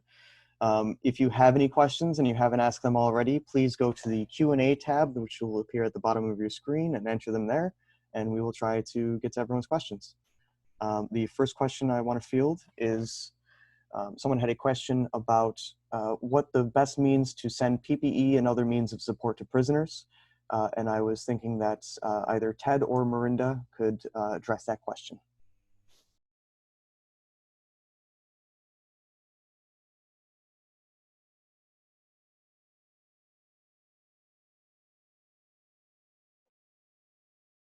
So I suggest either both Ted and Marinda come on, and then you can decide how you're going to answer this. Sounds fair to me. Ted and Marinda? Yeah, I can start, comrades. One of the problems we've faced in doing so, in providing PPE to prisoners, has been that it's very difficult to get anything inside these prisons beyond, some heavily vetted reading material. It's proven to be one of the biggest ways that prisons and prison officials are putting prisoners at risk, is by depriving them even of basic hand sanitizer and soap and cleaning supplies and personal protective equipment, including masks and gloves. I mean, in New York State, for instance, we see prisoners have been tasked with rebranding all this hand sanitizer that was bought by New York State so that it can be sold and disseminated in New York without having access to these kinds of cleaning supplies and personal protective supplies themselves. However, it is one of the demands that has been raised is to make sure that prisoners have access to masks and gloves and sanitizing equipment. But the fact of the matter is that is not enough to protect the lives of the 2.5 million prisoners across the United States. The safest way to prevent the spread of mass death and the mass murder that's already been occurring is to free them, is to let them out. And I think that should be the front of our demands, not just to provide supplies in the midst of a pandemic, but to eliminate the conditions that are costing so many people their lives. That's it.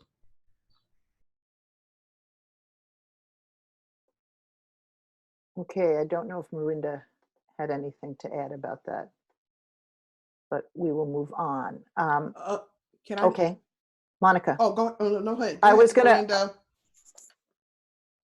I don't know if Marinda's on. Were you going to say something about this question?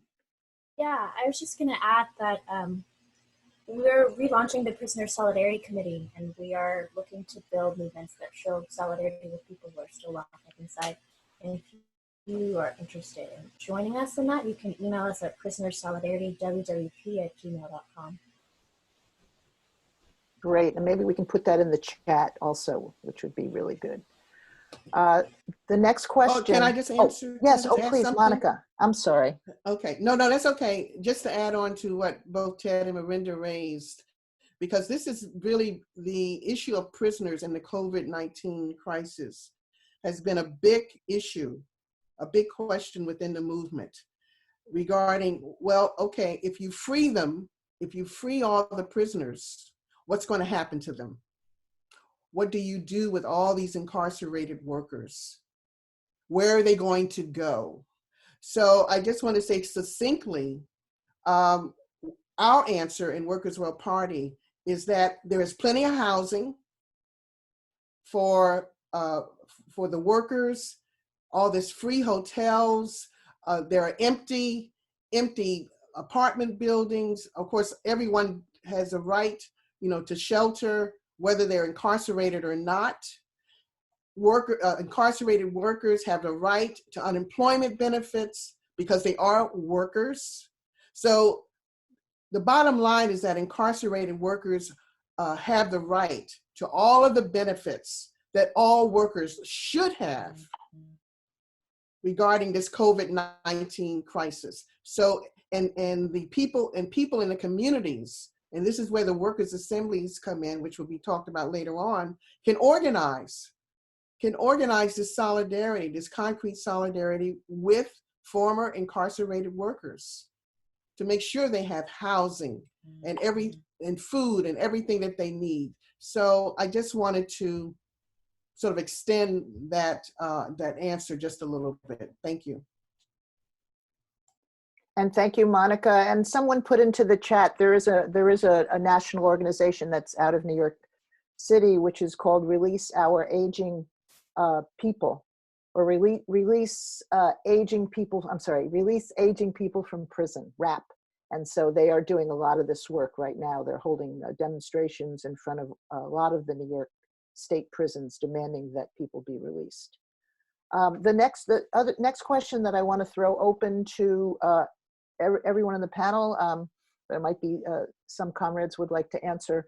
What does self-determination for oppressed people mean in the United States? It's a big question, and hopefully several people will want to talk about this.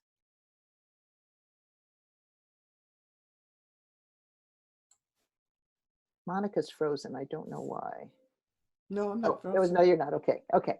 So if comrades want to speak to that, what does self-determined for oppressed people mean in the United States? Well, I'll start that since I spoke about it. It really means that those whole nations of people, regardless of their location, whether they are in Africa, whether they are in Latin America, whether they're right here in the belly of the beast, that is Black, brown, indigenous people, and other people of color who have been super exploited, who have suffered from neo-colonialism, who have suffered from the legacy of slavery, from the theft of their lands, have the right to determine how their futures should be organized. Coming out of an oppressor nation. The US is an oppressor nation because of the ruling class, which is still majority white. It's still a majority white ruling class. And therefore, and those who are super oppressed in huge disproportionate numbers are people of color. And that's just a fact, who have been denied the right to political and economic equality for centuries, for decades. So therefore, they have the right to determine best in terms of how to organize their community, as I said, communities, their economies, their countries, because of all of this underdevelopment. And I'll just end with this. In the Deep South, in this country, where you do have the legacy of slavery, Black people have been denied the right to lands that they were forced to till under the lash of the slave master. And they were denied the right of 40 acres and a mule after the end of the Civil War. So we're talking about reparations here. We're talking about reparations as a way of moving forward in terms of fighting for the political, well, actually the social equality of all people. So, and this is what a lot of the struggles of the Black liberation movements have been all about, regardless of the leadership. Regardless whether it's revolutionary demands or even reformist demands. is all about fighting for equality, for full equality. And of course, we're for full equality for all the workers, which means the abolishment of socialism. I'm sorry, the abolishment of capitalism for socialism. So anyway, that's sort of to begin the discussion on this. And other panelists should feel free to step in who would like to take on this question. What does self-determination for oppressed people mean in the United States?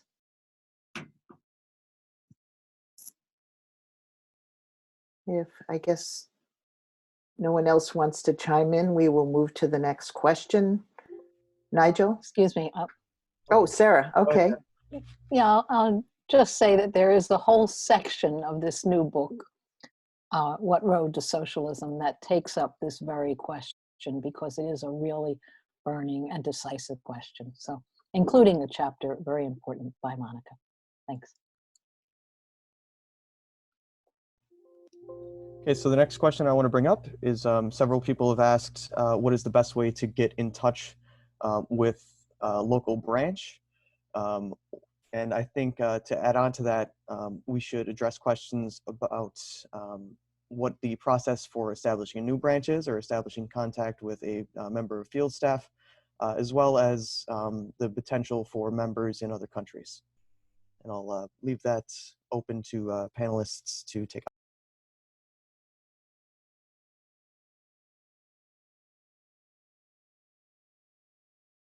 This is Nate. I can respond to that. Go ahead, Nate.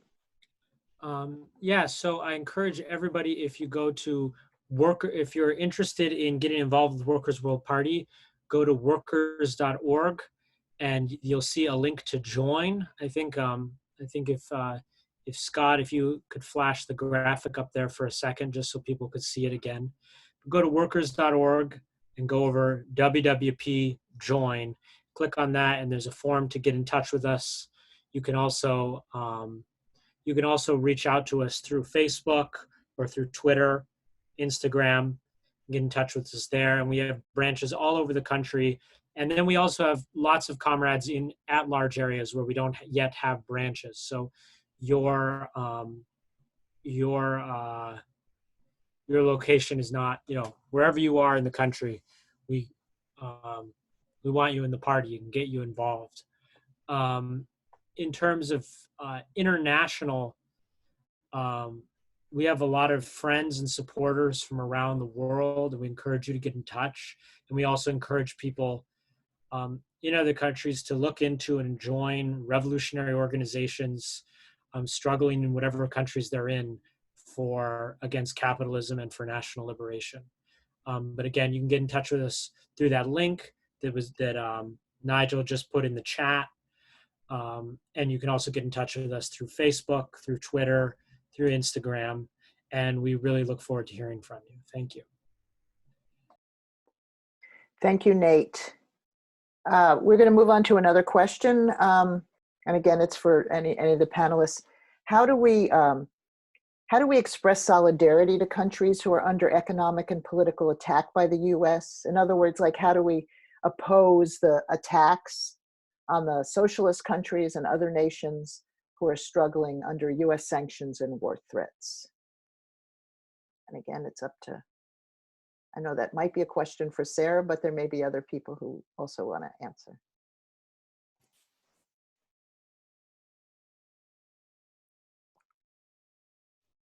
Well, there you go. All right, I can address it if I'm sure almost everyone on this panel also can and does in their practice. But international solidarity is absolutely key in the working class struggle. We are part of a global class, and defending people around the world against this monstrous military machine that also imposes economic strangulation. There's now 39 countries, a third of the world's population, under sanctions, 800 military bases.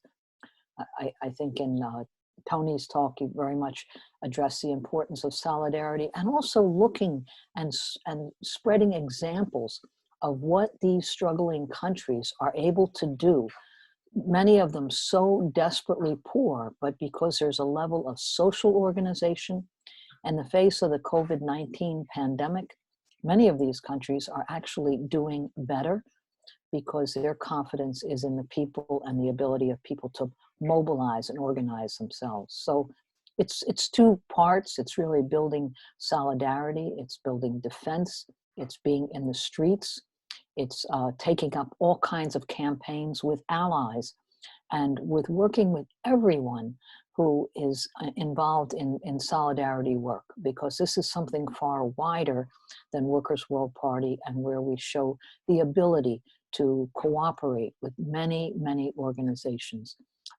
who are part of defending these many different struggles and peoples. So, thank you.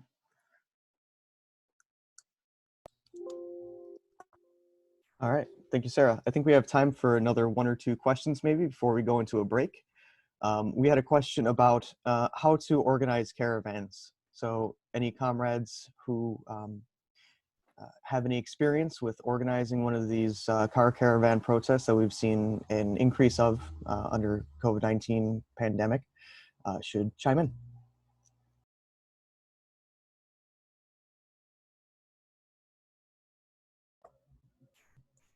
This is Nate. I can take that up again if unless others would like to. So in New York City, we organized 3 car caravans on May Day, starting in different parts of the city. And I think it was a really exciting way for people to get out in the struggle that often during these times when a lot of our traditional forms of demonstration, like a traditional May Day, just aren't really possible. And especially when we have the right wing out there very aggressively dismissing the social distancing protocols and things like that. And we want to emphasize the importance of those to keep people safe while also carrying out the struggle of working and oppressed people. So that's, so we organized 3 car caravans starting in different parts of the city, visiting hospitals, showing solidarity with transit workers, going to the bus depots, went to a lot of groceries and retail stores where workers were striking or fighting back, went by jails. And then we all came together at Governor Cuomo's office in Midtown Manhattan because of his really, you know, it's really despicable that in the middle of this crisis, he's talking about cutting Medicare, cutting Medicaid. And, you know, it just goes to show the cruelty of the capitalist system. In terms of the practicality of how to organize it, it is a bit tricky. It's something maybe a lot of us are not as used to as other kinds of actions. So it's good it takes a lot of planning, and it's good to, if it's possible, if you're organizing a caravan, to put out a call, not just for people to arrive, but if people can register in advance, so you have their contact information. And if you can set up like a WhatsApp thread or some way to communicate so all the cars can stay together with their lights on, that people have their cars decorated and people go really slow and there's a planned out route, that you're not winging it, that you're prepared to communicate. Especially, we had a lot of experience with those caravans in New York and many other cities, I believe, where there's been real police intervention to prevent these caravans from happening when they're organized by revolutionary forces. So you want to have, I think it's really important to set up that communication beforehand, and as much as possible be in touch with drivers before the event happens. And I think if you are able to organize one, if you take that step, you'll be really surprised by the enthusiasm and turnout you get from so many people during these very unprecedented and difficult times. Thank you.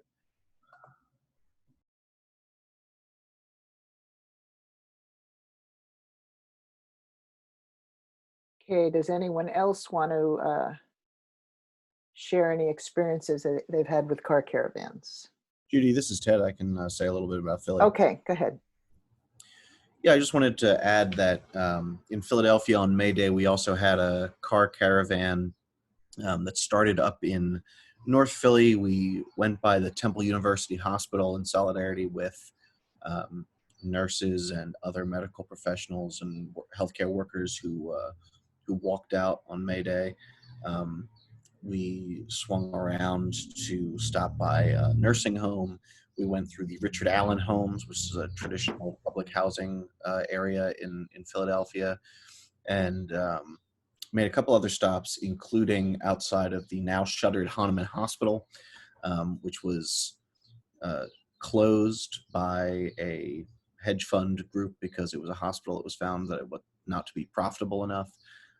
Hahnemann was a hospital really of last resort. Many of its patients were on Medicare and Medicaid, and the owner, Joel Friedman, has since refused to keep the hospital open. So we had multiple speakers. I mean, ultimately we had between 60 and 70 cars in the car caravan from May Day. We swung by the Whole Foods on South Street in solidarity with Whole Foods workers and striking Amazon workers.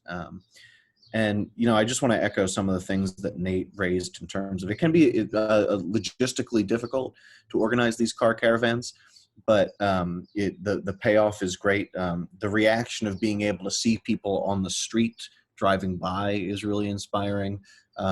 Just some advice that I would certainly recommend is make sure that every car in the caravan is decorated with lots of signs and flags. Honk and make a lot of noise as you're driving through the city. Or the area that you're doing a car caravan.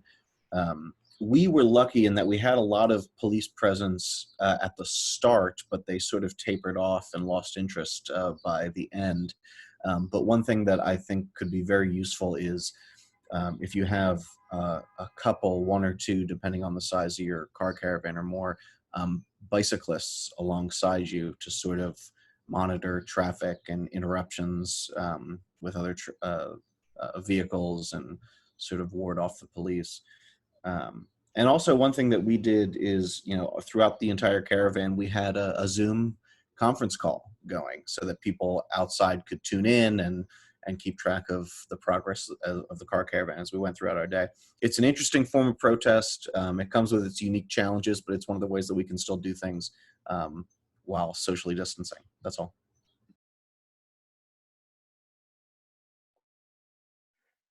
Thank you so much, Ted. Well, we are really at this point, I think we're going to close down our Q&A, and except we were wondering if any comrades have any final words that they might want to say before we introduce the slideshow and the music. So are there any comrades that might want to make final remarks?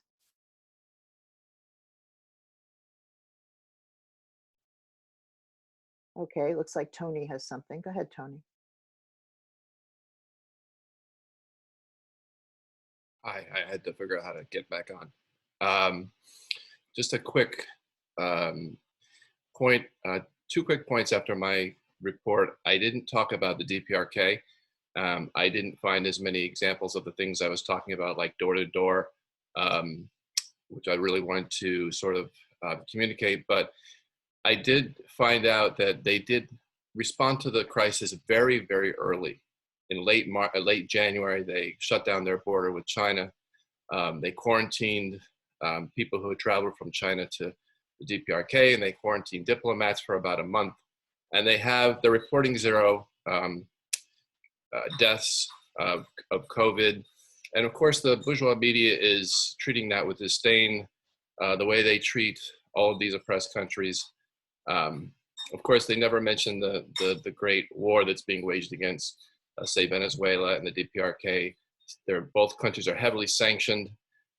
So a lot of the media coverage is like, oh, well, they're really going to get hit hard because their hospitals are in such terrible shape. And, you know, most of the time they're lying, but if there's any truth to it, it's because of the deprivation of resources, especially the Venezuela. They prevent them from selling oil. They, you know, confiscated their gold through the banks in London. It's just an all-out war. And so most of what you see is propaganda, but I'm sure that the DPRK's response has been comprehensive, as they do with everything.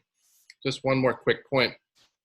People may have heard about in China, there was all this propaganda about this person who was trying to warn the authorities, and they hauled him into the police station. And actually, if you read about that, he was sharing something on social media, and it got out. People reproduced what he shared with his friends, with his colleagues. He wasn't trying to warn the authorities, and he didn't get shut down. He went to the police station and he walked home. So if you read online, you can find out about that and know the truth, but also to turn it around. What happens in the United States? What happened to Chris Smalls when he tried to speak out? What happened to doctors and nurses when they tried to speak out? Dozens of doctors and nurses have been told by their hospitals not to speak out. Jill Nelson, who is a radical in New York City, she wrote "Trump equals plague" on a boarded up thing in New York City, and the cops did arrest her, and they took her into the station where she was for hours. So Okay. just the point is to Thank turn you. that around. Sorry to go on for Okay, too long. thank you so much, Okay, Tony. bye. I'm so sorry. I should have That's given you okay. some time. That's okay. Okay, so before we close out, first of all, I just want to remind people that that as soon as we close this out, this program out, there was going to be a slideshow with music, which will be for about maybe 15, 20 minutes. And then we will have another session with panelists talking about worker resistance to COVID-19 and the economic crisis that will take place at 3:30 your time, 12:30 West Coast time. I want to bring Larry Holmes back on, who would like to make some closing comments for this portion of the program. Larry? Yes, thank you, comrades. I know that those of you who are not already members of Workers' World Party, or perhaps not members of other organizations, are seriously thinking about what your personal role is, what it can be at this serious, critical moment. And it's sort of like what Comrade Nate, who talked about dialectical materialism a little earlier, the point he was trying to make. Our class is in a very dire crisis, the dying and the suffering on so many levels. The question is, what will they do? What can they do? What will happen sooner or later? And it's a problem. On the other hand, there are opportunities and struggle and revolutionary possibilities that have come on to the world stage and the struggle in this country that did not exist even a short time ago. And even if they did, we did not see them because they were beyond the horizon. Now they are on the horizon. So I just wanted to, underscore this message, which has been central to what so many comrades and friends have said. The workers and the oppressed, my friends, they need us. They need you. They need you now. They need your skills, your devotion, your commitment, what you're going to do with the time that you have, which is all too short and precious in life. They need you now. And your participation can be decisive. It can make the difference between victories. It can make the difference between whether struggles, both small, medium-sized, and large, are victorious. And even when they're not victorious, do we learn lessons? I not only encourage you, I implore you to join our party, to get involved in the workers' struggles from the grassroots. Why? This simple reason: the workers and the oppressed, whether it's Amazon workers, whether it's Native peoples, whether it's migrant workers, whether it's healthcare workers, they need us. They need a strong working class movement The labor movement is necessary. I'm talking about the organized labor movement. But we all know, and we'll talk about it later, there are certain contradictions and problems with the leadership. And that is why we don't look to the leadership of the organized labor movement to be the ones that are going to take advantage of the opportunities for struggle. They will, and some unions are better than others. Sometimes local unions are better than the national unions. And we're aware of that, and that's very important. You know, we want to be with them, but we don't want to be a prisoner of any moderate conservative, we're tied to the Democratic Party baggage that they have. But if history shows us any lessons, I'm talking about the 30s, I'm talking about the 60s, I'm talking about any time there's been an opportunity for movements of the oppressed and the workers to rise up and turn misery and suffering into struggle and victory. Now is that time. But your role is central to that, comrades and potential comrades. Your role is central to that. And so I think that you should join with us. If you're not sure, find out more. And I think that if you're in a position to form a local branch of Workers' World Party, especially in areas where we want to be strong, but we're not strong at the moment, I encourage you to do that. Now needs to be a time of tremendous growth for the revolutionary forces in our movement. And I will end just by saying this, just in case it's a question on your mind. Workers' World Party has very strong views on international questions, on the domestic scene, the national question in racism, the rights of LGBTQ people and women, very, very strongly. And we fight for those in the movement, with those in the movement who we think are not as good as they should be. However, at critical moments like this, we also fight, and this is also another example of a dialectical material contradiction, meaning that you can fight with other forces in the movement at the same time that you're fighting with them. At this critical time, absolutely, we call for maximum unity. We call for all forces in the movement, putting aside particularly small differences, old baggage, so that we can be strong. We're for the movement and everyone connected to it, every organization connected to it on a global basis, becoming better and sharper and wiser and, you know, somehow learning through their mistakes and their victories by being together. There's more that we can accomplish and more that we can learn, even if we're having fights with each other, if we're doing it together. That is the history and tradition of our party. We want the movement to be big, even if there are different camps of it. That's okay. Thank you very much. All right, thank you, Larry, and all of the other panelists of this first half of our today's webinar. We will be taking a 20-minute break, coming back at 3:40 Eastern, 12:40 Pacific. In the intermittent period, we'll be playing some music and a slideshow. Please, all participants, stay on the call for the next portion of the show. It'll be a lot easier than trying to get back in.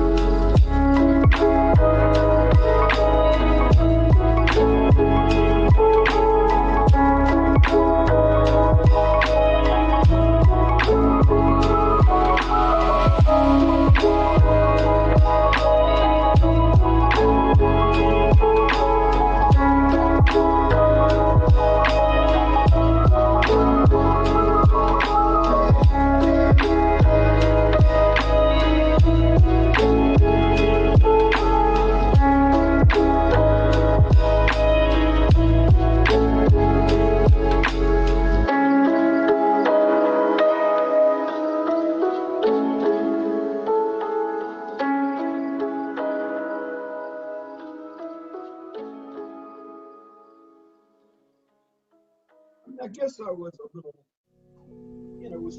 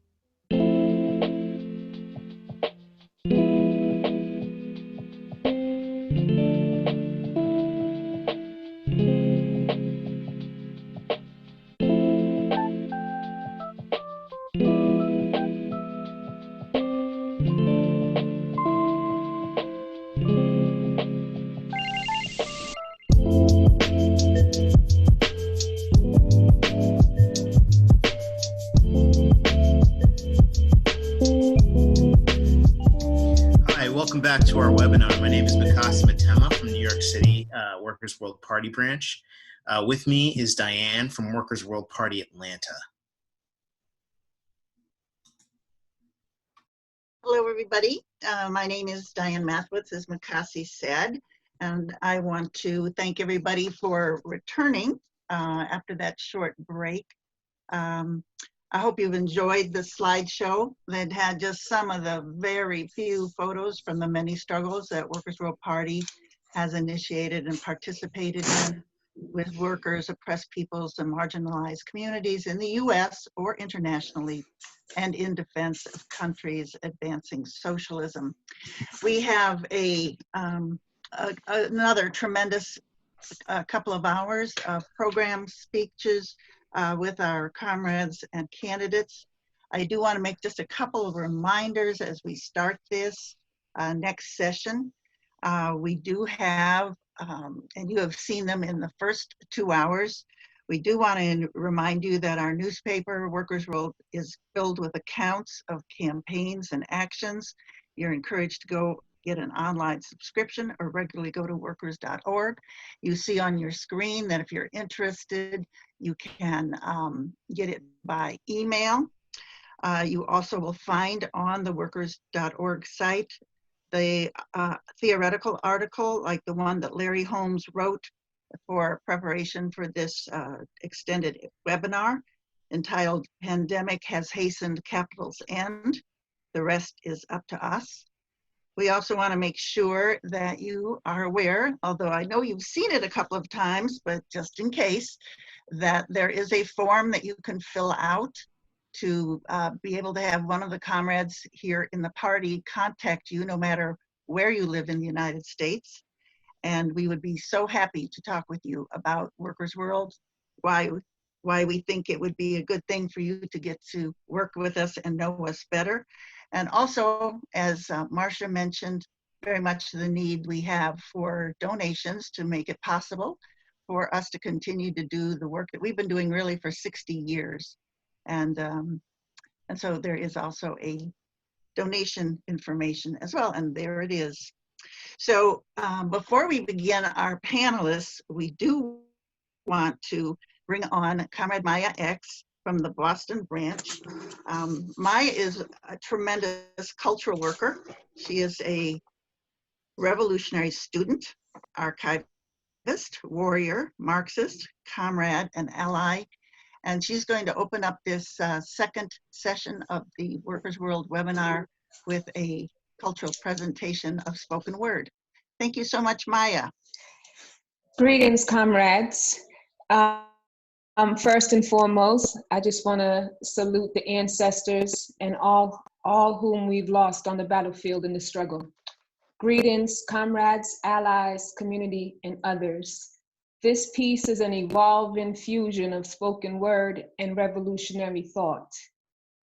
As the theme of the conference says, the path forward to socialism, I decided to think about the word path, passage, access, actions.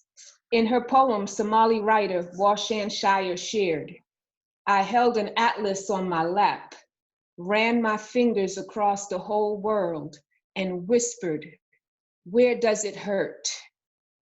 The atlas answered, everywhere, everywhere, everywhere. Forward path.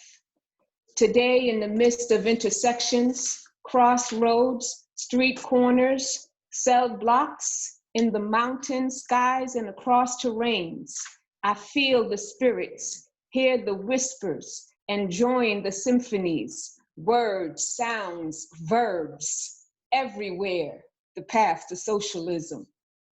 The whispers of the atlas is the drumbeat, pots and pans, car caravans, work stoppages, defiance, resilience, and solidarized fervor. Liberation warrior Mother Harriet Tubman reminds me, if you hear the dogs, keep going. If you see the torches in the woods, keep going. If they're shouting after you, keep going. Don't ever stop. Path forward. Ho Chi Minh reminds us, the storm is a good opportunity for the pine and cypress trees to show their strength and stability. Their corporate media and televisions are far from social, so we switch the script. The terrain across the atlas holds many paths, stories, tears, battles, voices. Let us carry forward the 10 days that shook the world, the 4 days at Attica, the historic 2006 May Day without immigrants. Carry forward the determined will, sacrifices, and resiliencies of ancestors on ships in shackles, buried in oceans, freedom or death. We are anchored by the collective guidance of revolutionaries worldwide. Hold the compass and continue to light the path for those alongside you and those yet to come. Whatever the instrument, let the world know we will not be silenced. Carry forward the revolutionary tactics nurtured in the Sierra Maestras, for even in retreat, we will never surrender. Carry forward the resistance at Wounded Knee and Standing Rock, free Peltier and all political prisoners. Words, sound, verb, Ubuntu to Uhuru, hasta la victoria siempre, forward ever on the path to socialism. Ashe, comrades, thank you. Thank you, that was fantastic. Our next speaker is Devin Cole, a communist born and raised in Birmingham, Alabama, now living in Northwest Florida. They are the president of Strive Socialist Trans Initiative, a transgender advocacy organization, and the only organization of its kind for nearly 200 miles around. Devin has been involved with Workers' World Party since 2016 and helped organize the Pensacola branch of Workers' World Party. Devin? Thank you. Comrades, greetings from occupied Muskogee and Creek land, also known as Northwest Florida. And I want to extend a thank you to Workers' World Party for their continued solidarity with the STRIVE, Socialist Trans Initiative, the anti-capitalist, anti-imperialist, transgender organization down here that I am so fortunate to help oversee. Right now, more so than ever, we are living fascism. What I mean when I say that is we are living in a time of fascism that is expanded more than it has ever been before. Simultaneously, we are living in the dying days of capitalism. This contradiction finds itself prevalent in many places. One of the most studied and yet unresearched places where these contradictions sit glaringly is the US South. Once the site of chattel slavery of Africans thought by many ahistorical revisionists and or liberals to have been abolished by the great hand of Lincoln in 1865, the South still serves as a site of deeply rooted continuing fascism through prisons or slavery by another name, fascist arms of the state from the police to the Klan to the League of the South, and these often overlap more often than many people think. As we know, cops and Klan go hand in hand. To the continued attacks on Black and brown people through physical, economic, and mental forms of oppression. Following the Emancipation Proclamation from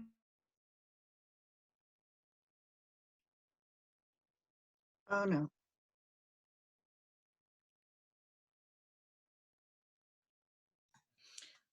Comrade, your sound seems to have gone out.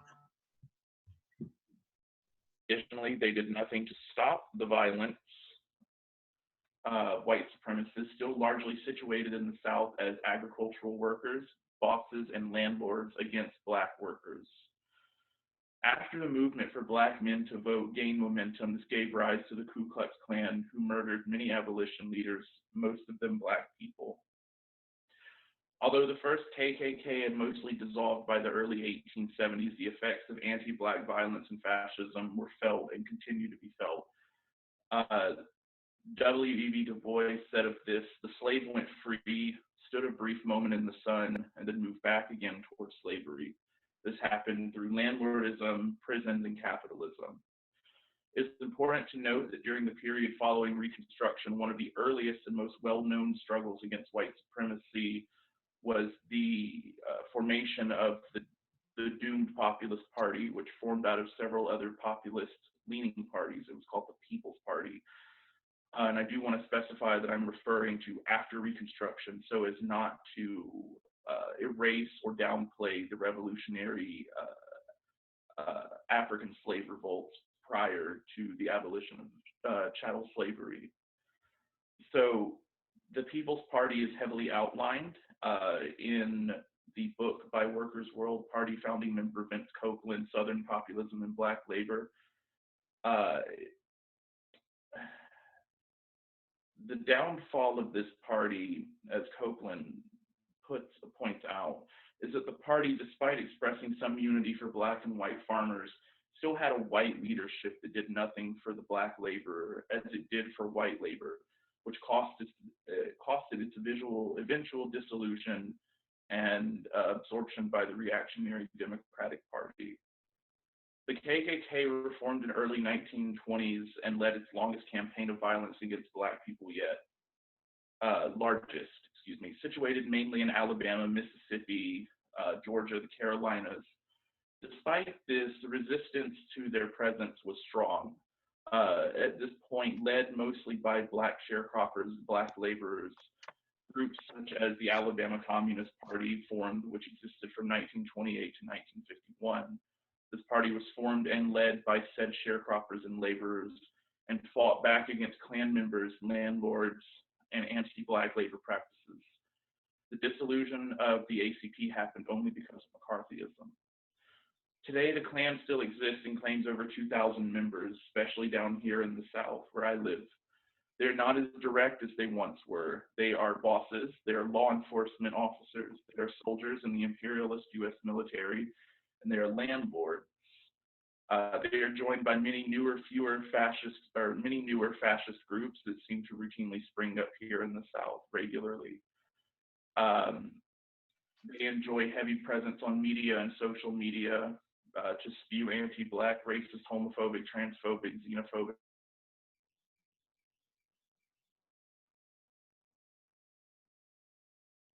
Lost the sound again.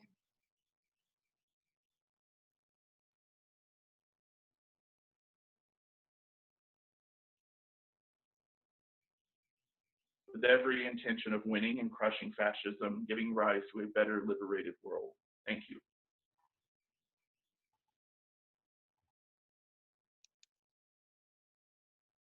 Thank you so much, Devin.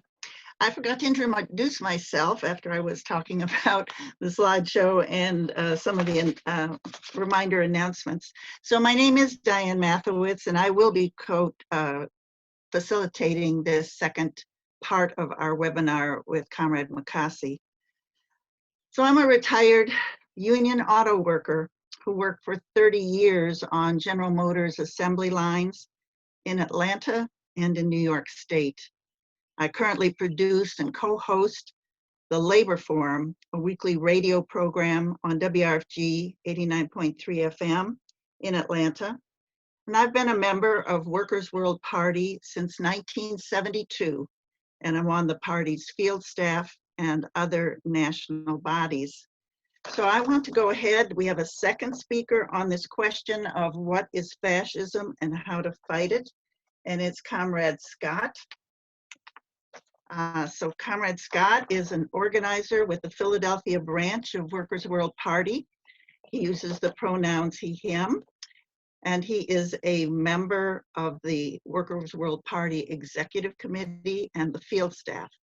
Scott has helped to organize many significant campaigns and mobilizations, including a major demonstration in Philadelphia against the white supremacist Proud Boys, and protests against the Democratic National Convention that took place in Philadelphia in 2016, missing it by a decade.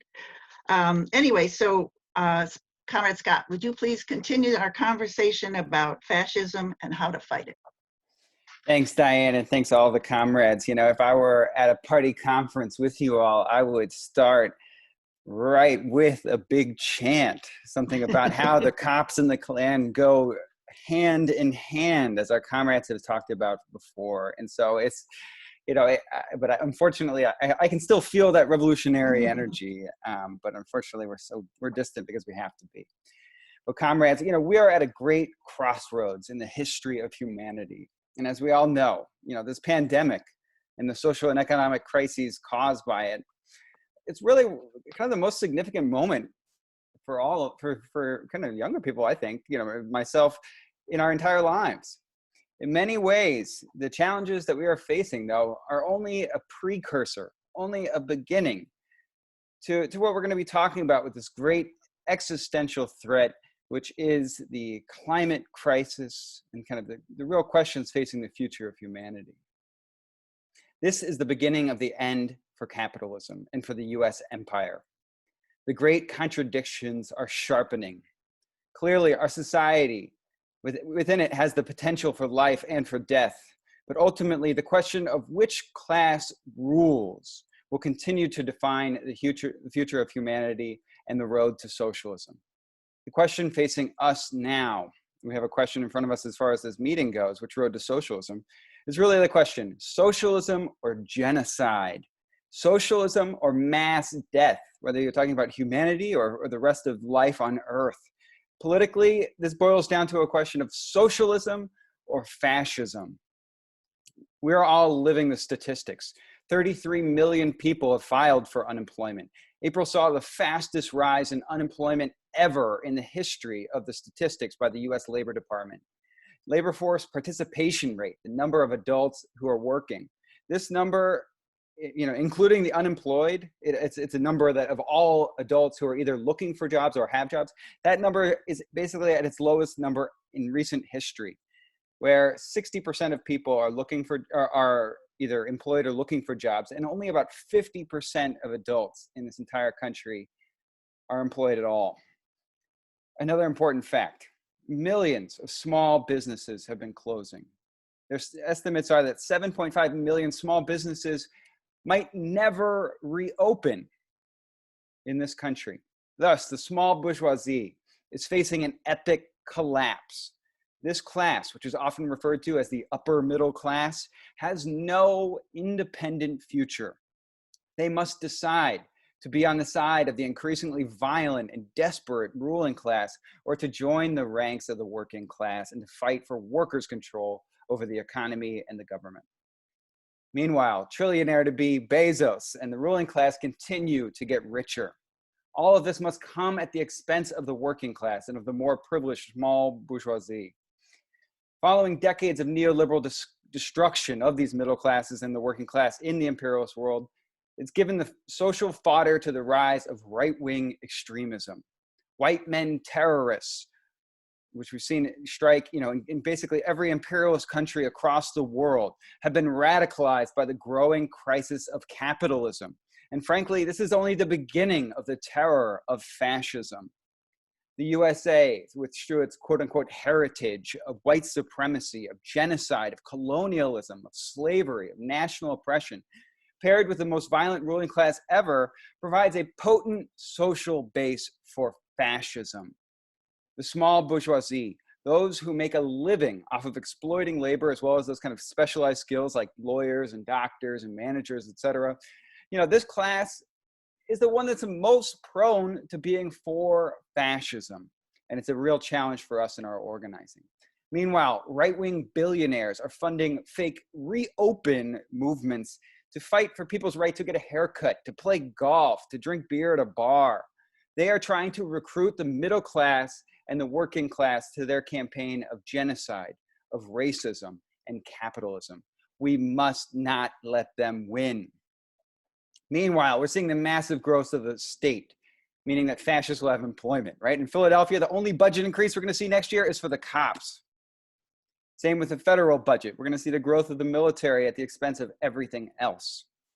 The real question, and the big question facing us today in general, of course, we said, is what road to socialism and how to defeat the rise of fascism? I think we all know that defeating fascism has nothing to do with Joe Biden. In reality, it has a lot more to do with John Brown. We will not be quiet while these fascists mobilize. We must continue to think of new efforts and new ways to organize to provide an outlet for the revolutionary anger of the working class and the other classes impacted by this crisis. We know capitalist democracy cannot last. Just like Nate said earlier, everything has a beginning and an end. The Democrats and the Republicans, their rule will not last forever. And we know that as this class struggle intensifies, where will it go? How will we end this? We're talking about it, all about it today. We're talking about how we're going to organize the working class into unions, into community organizations, into revolutionary parties like ours.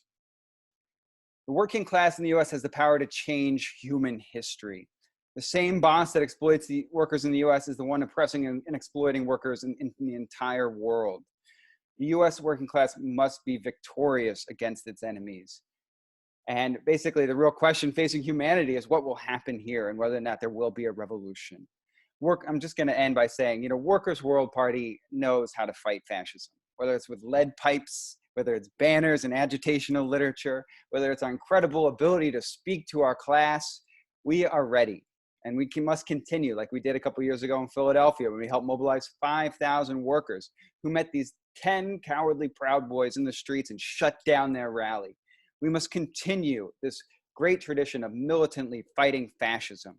And we must also dive deeper into our class with a strategy for leading a political struggle against the ruling class and to defeat capitalism. Workers' World Party has been filled with the best professional revolutionary fighters for our global class and the oppressed of the world. We must continue to find ways to build worker solidarity, to build workers' assemblies, to deepen our ties to the mass organizations and sectors of our class that are fighting back against dead-end capitalism. And as the famous song goes, you fascists are bound to lose.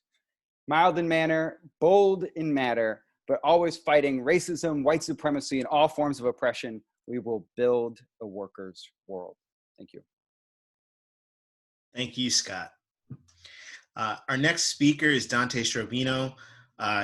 He's an international representative for the United Electrical Workers Union and has worked with the North Carolina Public Services Union, UE Local 150, for over 15 years. He's on the coordinating committee of the Southern Workers Assembly and a member of the Durham branch of Workers' World Party. Dante? Greetings, comrades. As you know, Comrade Devin started us with, I'm bringing greetings here from Durham, an occupied land of the Eno, Shikori, and the Okinichi Band of the Saponi Nation. And, you know, as this coronavirus continues to have massive impacts on people's health, and as some businesses remain closed, we're also seeing a simultaneous crisis of the capitalist system itself, which is characterized by the overproduction in major sections of our capitalist economy, such as energy production, like fracking and gas, seeing the gas prices go down, overproduction in hospitality industry and tourism, and a major overproduction in the transportation sector. We're seeing this is going to continue to spiral through the entire capitalist economy, having major impacts on tax revenues of local governments, leading to major cuts in social services at the local level as the working class continues to bear the brunt of the hit. Yet, as workers are forced to work in dangerous working conditions, we have seen an explosion of workers' strikes all across the country. This past week, we saw this 200th wildcat strike that has happened related to COVID-19 safety issues since March 1st. From football jersey workers who are now converted to be PPE makers, to poultry workers, to bus drivers, to Amazon warehouses and Whole Foods and other grocery workers, we are seeing essential workers striking across all essential industries, taking their lives into their own hands. Many manufacturing plants, whether it's auto or textiles or meatpacking or others, are now being forced to open up without any written agreements between their unions or the workers and the bosses, which means workers are forced back into terribly dangerous environment, risking their lives. On Tuesday, April 28th, which the labor movement historically commemorates as Workers' Memorial Day, and as we were mourning the death of 61,000 people due to the coronavirus, Trump refusing to command industries to produce necessary healthcare equipment like ventilators and surgical masks, instead invoked the Defense Production Act, forcing open meatpacking factories across the country. No matter the risk to poultry workers, to hog slaughtering workers, to meatpacking workers who are working in cool, damp environments that have proven to be major hotspots for infection and death. Just this past Wednesday, labor leaders were honoring the life of Celosa Mendoza, an immigrant union leader who died of COVID-19 after warning his coworkers of the danger. He had migrated from Veracruz, Mexico, and was working in a processing line in a chicken plant in Forest, Mississippi, where he started for $6 an hour before he organized the union. And we've seen this industry being raided by ICE, responding to the organized efforts of workers across the industry. This past May Day, over 4,000, as of this past May Day, over 4,000 meatpacking workers have died due to the virus. Of course, with the largest concentration of plants being in the US South and the Midwest. In North Carolina, where I am alone, 982 workers have tested positive at 20 meatpacking plants across 20 counties. This is a massive crisis. We have, in the Southern Workers Assembly, a Southern-wide network that we're a part of, we have launched a Safe Jobs, Safe Lives campaign to support the struggles of workers across the South to organize at their workplace for safety and power. We've been concentrating most recently on workers in meatpacking, but also in bus and transit to lift up their struggles and to help them fight their company. Bus drivers in transit have also been a major source of strikes and workplace action during this period in response to the conditions they face. In New York City alone, 98 transit workers had died as of May 1st. A video of a Black transit bus driver, Jason Hargrove in Detroit, who called out coughing passenger on social media, was transformed into a media ad calling attention to the toll the virus is taking on Black people across the US. Hargrove died 11 days after he recorded this video. The Southern Workers Assembly has been in touch with striking bus drivers and meatpacking workers, striking nurses and city workers and others across the South. Most recently, we held a very successful webinar where we included Greg Rohde, the president of ATU Local 725 in Birmingham, who led a strike, a work stoppage of his coworkers to fight for safety. As we're seeing across many cities, Richmond, Virginia, Greensboro, North Carolina, and many across the country as transit workers strike for their lives. One of the things these two industries hold in common is that they are overwhelmingly Black and brown. More than half of meatpacking workers nationally are Latinx. Just more than half of the nation's transit workers are people of color.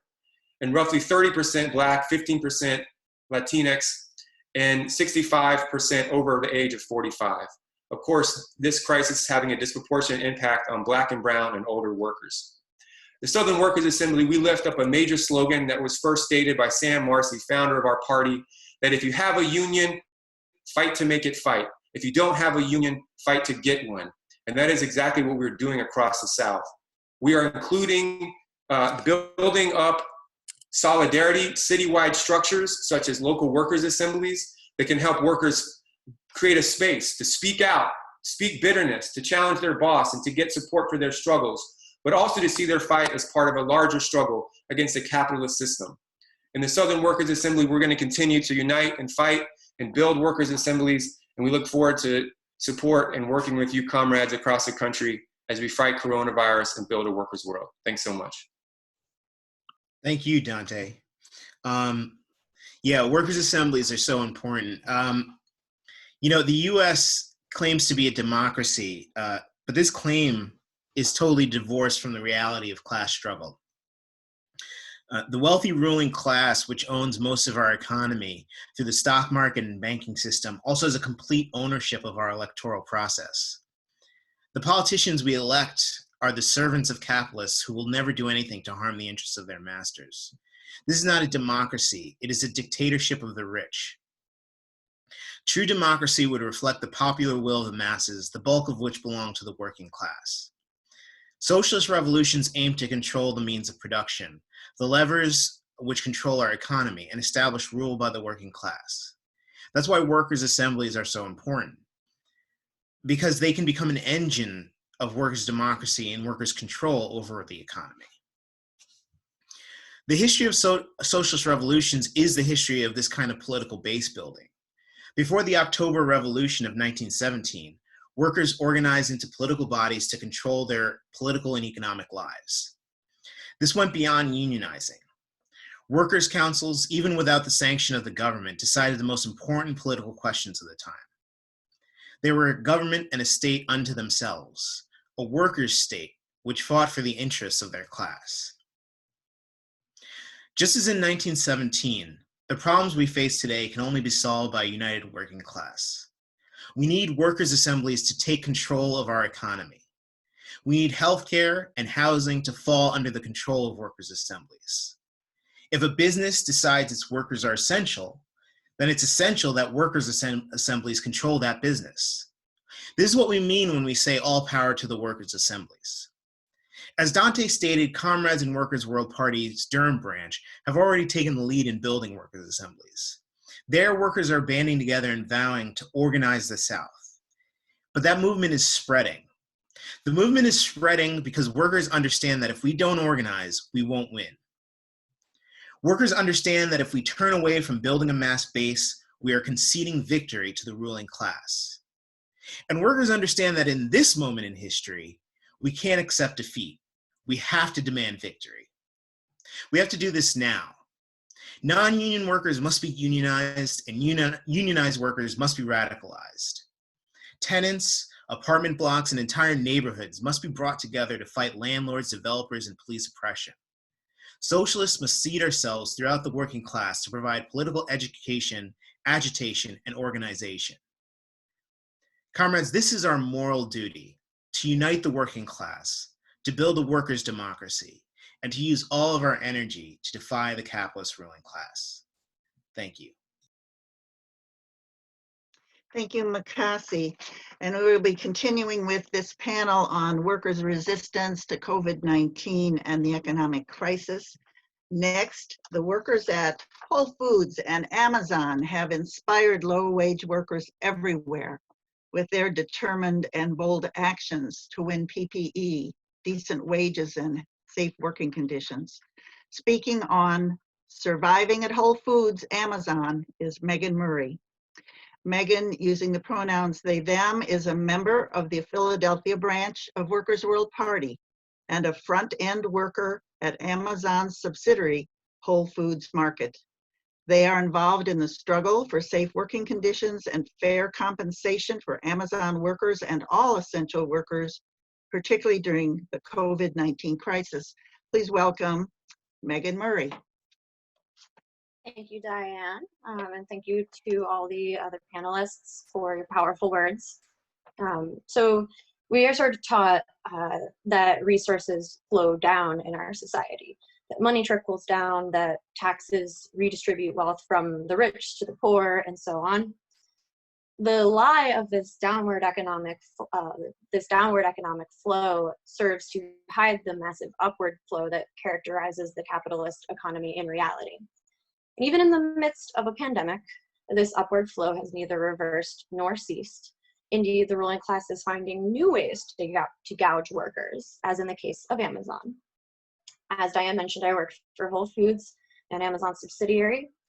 Deemed an essential worker, I've continued to go to work through this pandemic while most people shelter in the comfort of their homes. My coworkers and I have been asked, or rather demanded, to put our lives on the line for $17 an hour, which includes an additional $2 an hour raise that was implemented on March 16th as hero pay. Despite the fact that the US is nowhere near the end of this pandemic, Amazon announced this past week on May 14th that they will be cutting our additional $2 an hour raise starting on June 1st.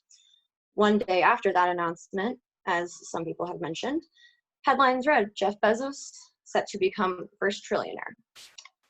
To add insult to injury, Whole Foods has launched a national ad campaign thanking its team members. The ads read, "Essential doesn't begin to describe what you mean to us. Thank you, team members."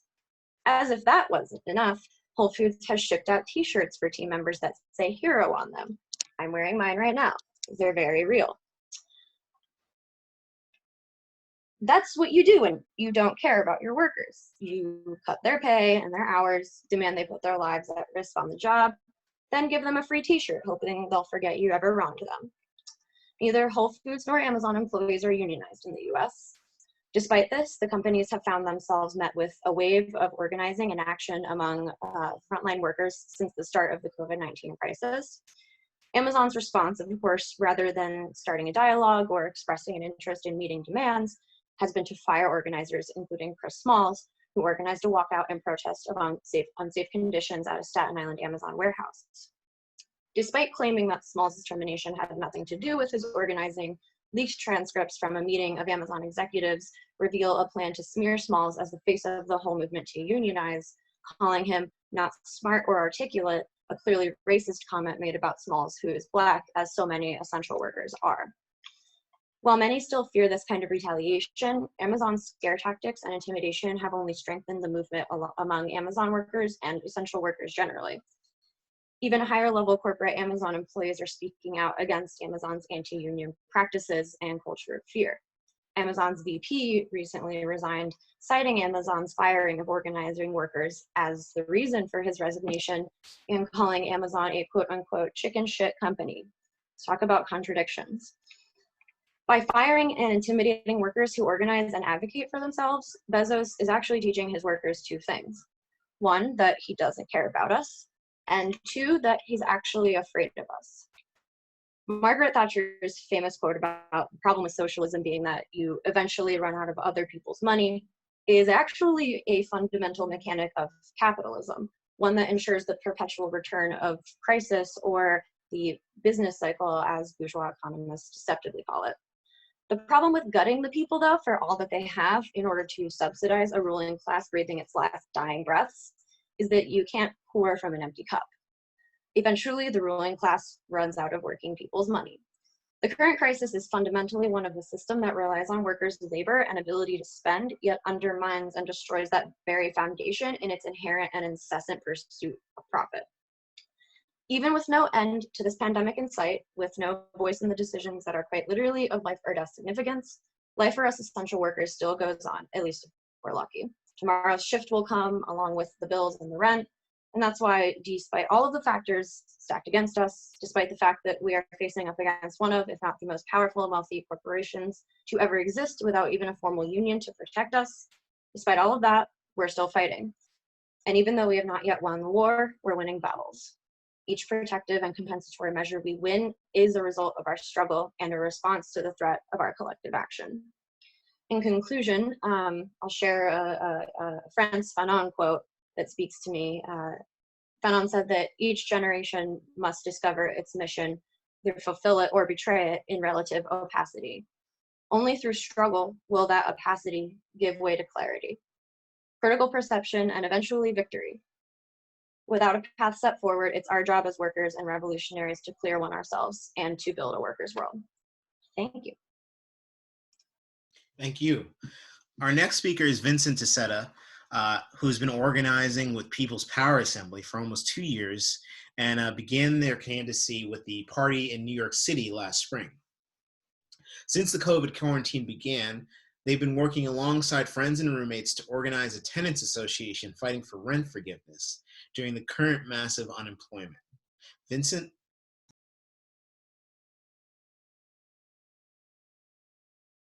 Hello, everybody. Hey. Hey. I would like to start with an acknowledgement to the Lenni Lenape Nation, whose land I am broadcasting to you from, and to the Palestinian Nakba, both representing struggles against the ruling class's violent and greedy obsession with land and private property. Since the seizing of the commons, the ruling class has used their grip on private property to force us into exploitation. Either pay them over half our earnings or be cast out to fend for yourself. Systematically eliminating the commons resulted in deconstructing our communal societies rooted in mutual aid and collective security. Even now, amidst unprecedented unemployment affecting US 36.5 million workers caused by the COVID crisis, the landlords and the banks are still demanding rent and mortgage payments while knowing the economic reality of their tenants. The only way to address their aggression is the same way that our class has since the days of the commons, to organize. At the start of the COVID crisis, one of the initial anxieties to emerge on everybody's mind was how are we going to be able to pay rent? We tapped into the growing rent strike networks across New York City and immediately began organizing our building to form a tenants association to strengthen ourselves against the anticipated intimidation from our landlord to pay on April 1st. With the mentorship of veteran labor organizers in the party, we began to do outreach to every apartment in our building. Once everyone was connected, we were having regular calls to agitate for our dignity and demands of no rent payments while we are unemployed due to COVID, educate on renters' rights and housing law, inoculate for the landlord's backlash, organize committees and collaborations between other tenants unions throughout the city, and unionize around class solidarity. We formed an outreach committee to start organizing other buildings owned by the same landlord, and our association now represents 3 total buildings and numerous tenants in other properties. From the start, we as an association have framed our demands to the landlord about working together, landlord and tenants, to lobby the New York State government for rent and mortgage forgiveness. Despite extending our solidarity to the landlords, their response, as expected, has been to try and buy people out, threaten us with legal proceedings, and intimidate people by discrediting our tenants association. On April 1st, 40% of New York City and 1/3 of the entire United States did not pay rent. Seizing the commons resulted in a loss of communal support, but this can be reverted as more and more members of our class are directly brought into the struggle and directly have to regain community. Thank you.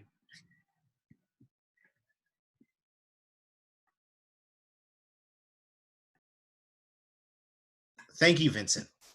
I'd also like to thank our viewers for their interest in the Workers' World Party and viewing our webinar. I'd like to let you know that there's another webinar that's scheduled for Saturday, May 23rd, 5 p.m. Eastern, 2 Pacific time.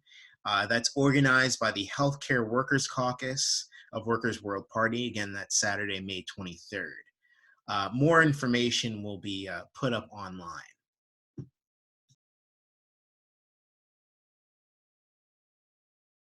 And in fact, our next panelist is a member of the Healthcare Workers Caucus of Workers' World Party. So Tegan Strauss is, using the pronouns she, her, is a trans woman, an emergency medical technician, other words known as an EMT, and a member of the Central Texas branch of Workers' World Party. She is a veteran of the US Navy who hopes to live in service to workers and the oppressed against the empire. Hagen, please take the stage. Hi, thank you, Diane, and good afternoon, comrades. I appreciate being given the chance to speak on such a critical topic as healthcare in the so-called United States. Many comrades have already spoken of the current conditions within the healthcare sector, so I'll save us from rehashing what we already know, that capitalists are using the pandemic as an opportunity to monopolize, undermine what few rights we have, and bleed us workers dry. Now, for the most part, current efforts to organize healthcare workers around the capitalist response to COVID-19 have been limited to trade unionism, with the bulk of attention and organizational efforts being placed on doctors and nurses. Within the party, we support these organizational efforts while recognizing that they are not enough. The formation of a healthcare workers caucus that includes people not typically regarded as healthcare workers, hospital laundry workers, massage therapists, patient technicians, workers in assisted living facilities, etc., represents only a launching point. What is in dire need to create a healthcare system that cares more about patient health than profits is not just a socialist economic revolution, but a cultural one. The US medical system was born by a white supremacist and eugenic ideology, the ideology and culture of capitalism and settler colonialism. To join our comrades in Cuba on the path towards a communist economic and healthcare system, we must begin the process of divorcing medical care from its capitalist base. Medical professionals must immerse themselves in their communities and organize health clinics that are controlled by the people and completely reject the capitalist nonprofit methods. Now, I'll refrain from going into specifics, but we must also keep in mind that we need to include actions that subvert the capitalist system for the benefit of our patients at personal risk to our own safety or licenses, things like that. Our medical theories also need to be rooted in dialectical materialism instead of this liberal ideology we use today. That if living in environmental and cultural conditions our patients live in are negatively impacting their health, then our duty is to fight to change them just as we would a bacterial infection. That disease doesn't exist in isolation. People don't get sick just randomly. Like environmental racism plays a large role in cancer rates and things like that. And that all needs to be taken into account, and we need to step up and fight those things. We need to struggle also with our coworkers who hold backwards positions and combat all instances of racism, sexism, transphobia, and other forms of bigotry in medicine. I believe that if we organize the people and take the steps necessary to eliminate capitalist ideology and culture, that the natural empathy and desire to help others that so many of us healthcare workers have will overcome this murderous system of capitalist healthcare. That we can establish a healthcare system which allows people who really do want to care for their patients to do it to the fullest of their abilities. That we can eliminate the idea of a profit-based medicine where before you even see a patient, profits are considered before anything else, without even knowing what they have, their name or anything like that. Decisions are made for us ahead of time, just based in the amount of patients we have to take care of, the amount of time we have for each patient, what treatments are available to them based on like whether or not they can pay, the fact that like we don't have PPE because our economic system doesn't want to produce it. They still want to make things that are completely non-essential in exchange for profits. So yeah, like fundamentally, I think that having a system where people are in control of their healthcare, that communities can control the outcomes and the methods and theories of medicine is what's going to get us on the path forward. Thank you. Thank you. Our next speaker is Siddiqa Dejia. Siddiqa is a member of our New York City branch. She's an experienced labor organizer and an organizer with the People's Power Assemblies. Siddiqa? Hi, everyone. So I'm going to be talking about mutual aid. And mutual aid is solidarity, not charity. It is something where communities take on responsibility for caring for one another. Sorry, everyone. I'm going to start over. Mutual aid. So mutual aid is solidarity, not charity. It is something where communities take on the responsibility for caring for one another rather than forcing individuals to fend for themselves. Mutual aid has always been done by people of color, communities to survive, whether it's written in history books or not. The most well-known mutual aid projects have been done by the Black Panther with their breakfast programs and health programs, and even by the Young Lord when they took over Lincoln Hospital in the 1970s. However, mutual aid is done in every facet of community life, from starting a money pool to having a drop-off system for kids in school to having food serves and etc. Communities have always band together to care for one another in a way that they often do not consider political, but is in fact very much political. Mutual aid is something that has been used within communities to resist capitalism for years. The left really needs to think about mutual aid as a strategy to organize. They need to think about how mutual aid can be used to build relationship rather than debate if mutual aid should be done if it isn't politicizing anyone. You cannot politicize someone as long as you don't have a relationship and trust within the community and don't show another way and don't show people that another way is possible. The left needs to look at mutual aid as something that is working to dismantle existing harmful system and back their expansion, while knowing that the state will retaliate as they always do. It is with this in mind that the People's Power Assembly, New York City, has been working on a mutual aid project. PPA has been providing bi-weekly groceries to Silas Manor, a New York City-based community that houses blind and visually impaired people and their families. So far, we have provided 96 residents groceries 3 times and are looking to expand the project as many families in Silas Manors are affected by coronavirus and some have died. We are looking to expand and are still accepting donations to continue the project. I can put a link for the GoFundMe in the chat. And as PPA, we are also thinking about how we can use the mutual aid to build up concrete organizing efforts. All leftist groups serious about making change should be thinking about and debating ways to organize their communities, building new approaches while assessing and expanding on existing ones. Organizing is not constant, but ever-changing along with capitalism. Thank you.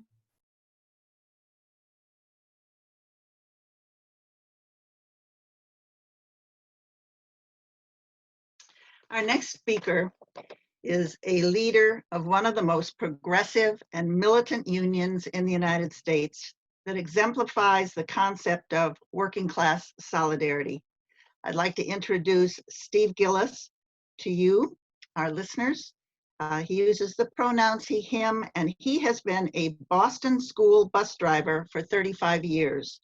He is the financial secretary and pension plan administrator for the 900 strong members of the United Steelworkers Local 8751. He was elected with the Team Solidarity rank and file slate while fired for 25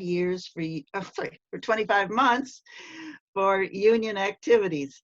Gillis met Workers' World Party in 1981 when party founders Francis and Iron Man Ted Dostal came to speak at his press conference when he refused to sign up for draft registration.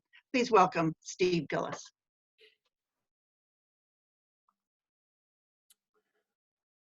Good afternoon. In these dangerous times,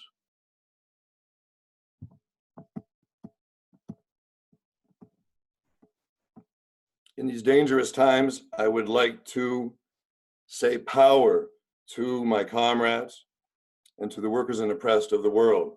In this panel on workers' resistance, I've taken on the subtitle, The Role of a Revolutionary Party in this Time of Incredible Ferment. Local 8751 has 3 advantages during this pandemic when going to work on the front lines is a daily exercise of confronting the life or death realities of the class struggle. The founders of Workers' World Party saw the fight against racism in the settler colonial state as decisive to the global class struggle. When in 1974, racist mobs began a violent war that lasted 2 decades, targeting Black and brown children on school buses, the party dropped everything to mobilize 25,000 anti-racists to Boston on December 14th, 1974, and turn back the fascist mass mobilizations. We decided to get jobs on the front line and organize deep with the drivers. The second advantage that we have is steeled the membership from birth in the anti-imperialist struggle. Our president, Andre Francois, and 90% of the drivers grew up battling US-sponsored death squads in Haiti. Others threw the Portuguese out of their homeland in Cabo Verde. In February, we studied what was going right in China, Vietnam, and Cuba, and what was leading to mass death in for-profit Europe. Throughout, number 3, battling racist mobs, 11 strikes against corporate bosses, and countless political and economic job actions, we've been dressing rehearsal in masks, helmets, gloves, and implements of self-defense for 45 years. So when the mayor summoned us to City Hall on March 12th, we told him to shut the schools because we could not continue to drive 37,000 kids in unsafe conditions. The next day, he shut the city. When the mayor said he needed some of us for emergency operations and the rest of us could go to unemployment, we told him in one voice, nobody drives unless we all get paid. Based on our reputation for throwing down the keys, he ordered our obstructionist employer, Veolia Transdev, to sign a full pay and benefits agreement. When thousands of stranded children couldn't access food, our members, like millions of drivers at Uber, Lyft, and Amazon Flex, were overnight thrown into the monopolized food supply chain. The specter of mass hunger and unemployment is crashing Wall Street and bringing out armed fascists organized by Agriculture Secretary Perdue to reopen the slaughterhouses where tens of thousands of migrant workers have been sickened and murdered. When on the first day of the food delivery program, the bosses tried to gather us inside without PPE, the union channeled Samuel L. Jackson's advice to stay the F outside, or we stay the F home. We forced reorganization of the operation outside into the parking lot, making the company spend thousands of dollars on a canopy tent and touchless restrooms and doors. Steelworkers and Teamster security now command the gate, and various divisions of labor safely distance with loudspeaker communications. PPE, due to the union's intervention, is now available and required for all. Union leaders, some of whom must stay home due to the pandemic's risk factor, have developed new ways to struggle. We meet daily now to share developments, zoom in allies and enemies, and plan next actions for the long term. Instead of mass picket lines, 2 geared up militants with homemade signs and a camera at the gate stopped entrance of a non-compliant boss on Monday. When we celebrated Haitian Flag Day at 6 a.m. at the work site on Thursday, by midnight, we won back full pay for 5 Haitian drivers and their families. When the bosses, infected by class hatred, won't even make warning signs or publish emergency procedures, we do it our own damn selves and put them back up when they rip them down. Comrades and friends, we have just lived that Leninist proverbial decade and a week. In Local 8751, we have taken 3 deadly casualties, and more are sick. But our theory and experience tell us that this could be the beginning of an epoch in a season. Our lives and the future of humanity depend on a central question at this critical time. Where do socialists have the capacity to get deep in struggle with the workers on the front lines, like in the precarious food supply chain, where workers' assemblies, as Comrade Makasi pointed out, can prepare to take control of society, like Local 8751 aims to take control of our own work site. With Trump, Wall Street, and armed thugs in the streets, this week threatening to reopen schools and everything else, Local 8751 is positioning and preparing ourselves for the next struggle to defend our lives and win a better world with the community we serve. As we say, the buses don't roll till the union says go. Power to the workers. Thanks so much. Power to the workers. Next, we have Minnie Bruce Pratt. Born and raised in Alabama, Minnie Bruce is an anti-racist, white Southern lesbian, and one of the managing editors of Workers' World Mundo Obrero newspaper. Why don't you go ahead?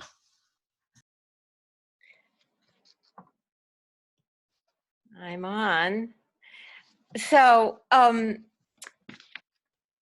thank you to all the comrades for your inspiring tales, and especially the comrades in this last section of the panel who spoke on their wonderful, wonderful frontline actions. When I first started writing for Workers' World newspaper, longtime comrade Leslie Feinberg, who's here with us today with the photo over my head, Leslie Feinberg said to me that older comrades always told here, remember, no party action is over until it's written up for the paper. That's because, like the worker resistance we've been hearing about, the newspaper is also an integral gear in Workers' World Party's Marxist-Leninist democratic centralist process.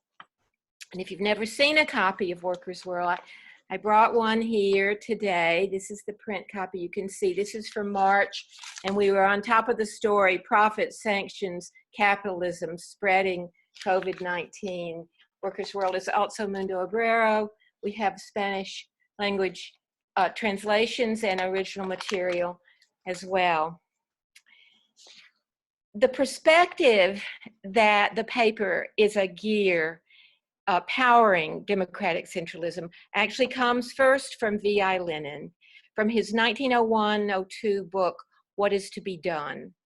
In one section, Plan for an All-Russian Newspaper, Lenin very sharply argued that a national revolutionary newspaper was needed to effectively accomplish communist organizing in the vast territory of Imperial Russia, including its conquered nations. Lenin argued against social democratic proposals that there should be only local individual newspapers.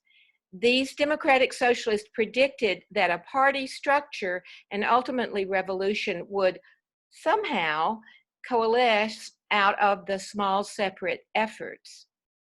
Instead, Lenin advanced a structure for a national revolutionary communist newspaper. First, comrades report on the facts of local conditions from far-flung and disparate locations to the national newspaper. Next, national editorial and political comrades analyze that information from a Marxist perspective to glean insights into the overall current state of the working class under imperialist capitalism. And finally, through the reports chosen and the analyses developed for the national newspaper, the theoretical impact of local reporting circulates back to organizers and readers, and then these undertake again the next round in revolutionary action and reporting. In fact, over 100 years ago, Lenin described Workers' World newspaper.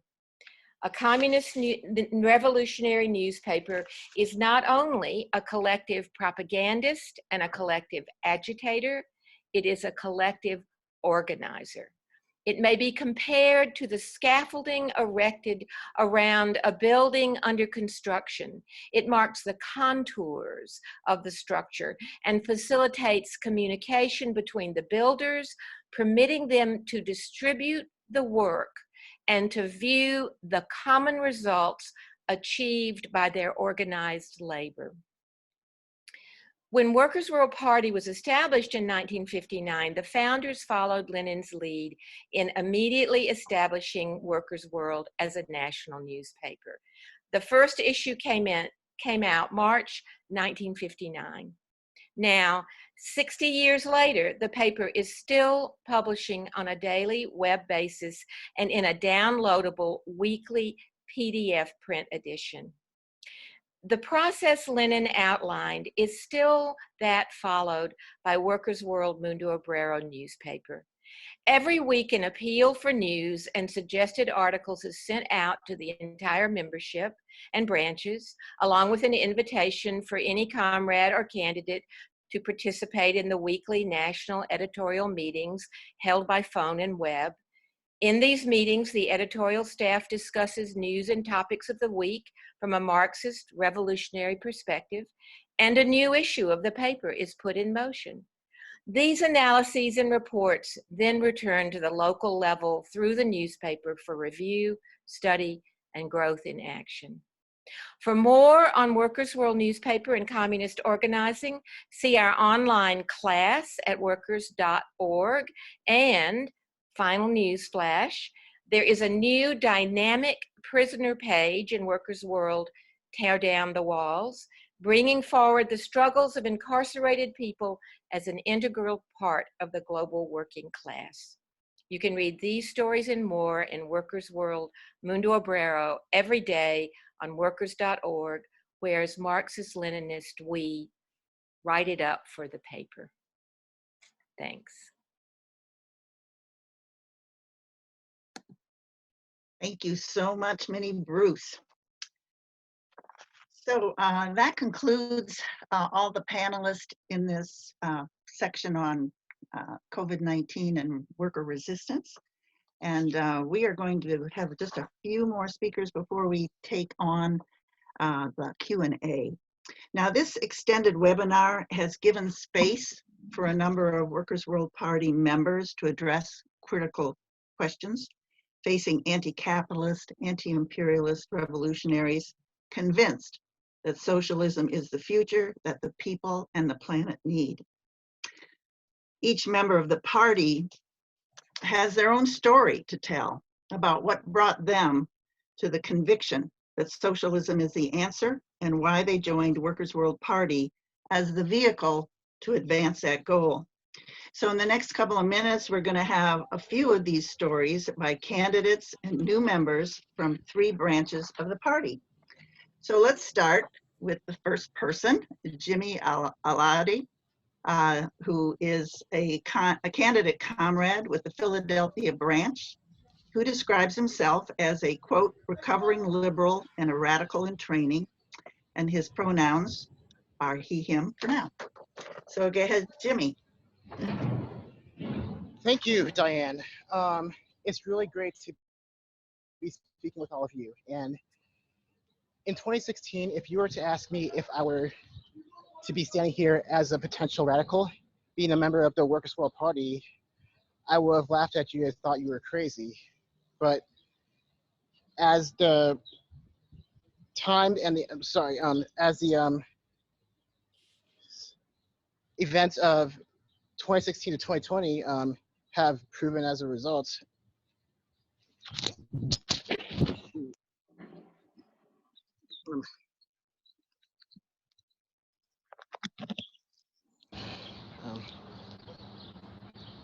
sorry, is everyone still there? Sorry, I just dropped my phone. Yes, we're here. Please go ahead. Yeah. So basically, as the 2016 election unfolded, it was one of the worst moments of my life.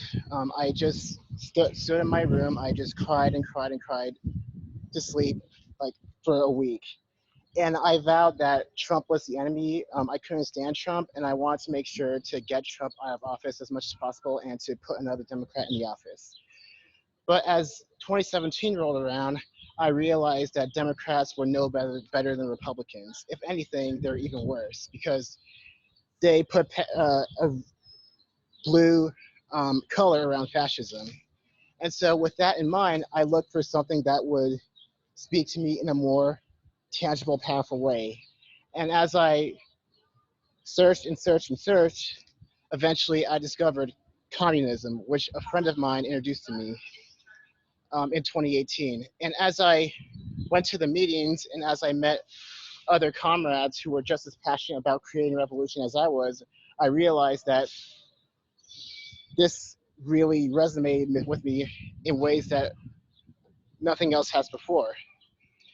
And so as I discovered great theorists such as Marx, Lenin, Stalin, and Mao, it really, I understood it. I understood what they were talking about. I understood what they did for the masses, and I want to be a part of that. And so I read the theory, I read State and Revolution, I read Imperialism, the Highest Stage of Capitalism, I read On Practice, I read On Contradiction, I read everything. And I found it wonderful and amazing. But that wasn't enough for me. For me, I want to put what I've learned directly into practice. Because as Mao said, what is theory without practice? And so I heard about Workers' World Party for years, but for the longest time, I thought the WWP was the enemy. But that was the liberal in me talking. As I really read into their history and I read into like the amazing activists such as Leslie Feinberg, I realized that this was something special. And I really want to be a part of it. So I got in contact with Scott and the conversation was amazing. And as I went to the meetings, I realized this was one of the greatest things I've ever been a part of, if not the greatest thing I've ever been a part of. The warmth, the inclusiveness of the WWP really spoke to me unlike anything else I've ever seen or been a part of in my life. And so now, like as we enter, sorry, I'm in a really loud place, sorry. As we're in the middle of a global pandemic, I feel that I feel more optimistic now than I ever been at any period in my life. And I really hope with the great comrades at WWP, I hope I can be a part of something special. Thank you. Thank you. Our next speaker is Eno Fleury. They joined the Workers' World Party branch in Austin after moving to Central Texas in 2014 from Southeast Louisiana. They've worked to expose the right wing in the area while building networks among the left. Eno, why don't you go ahead?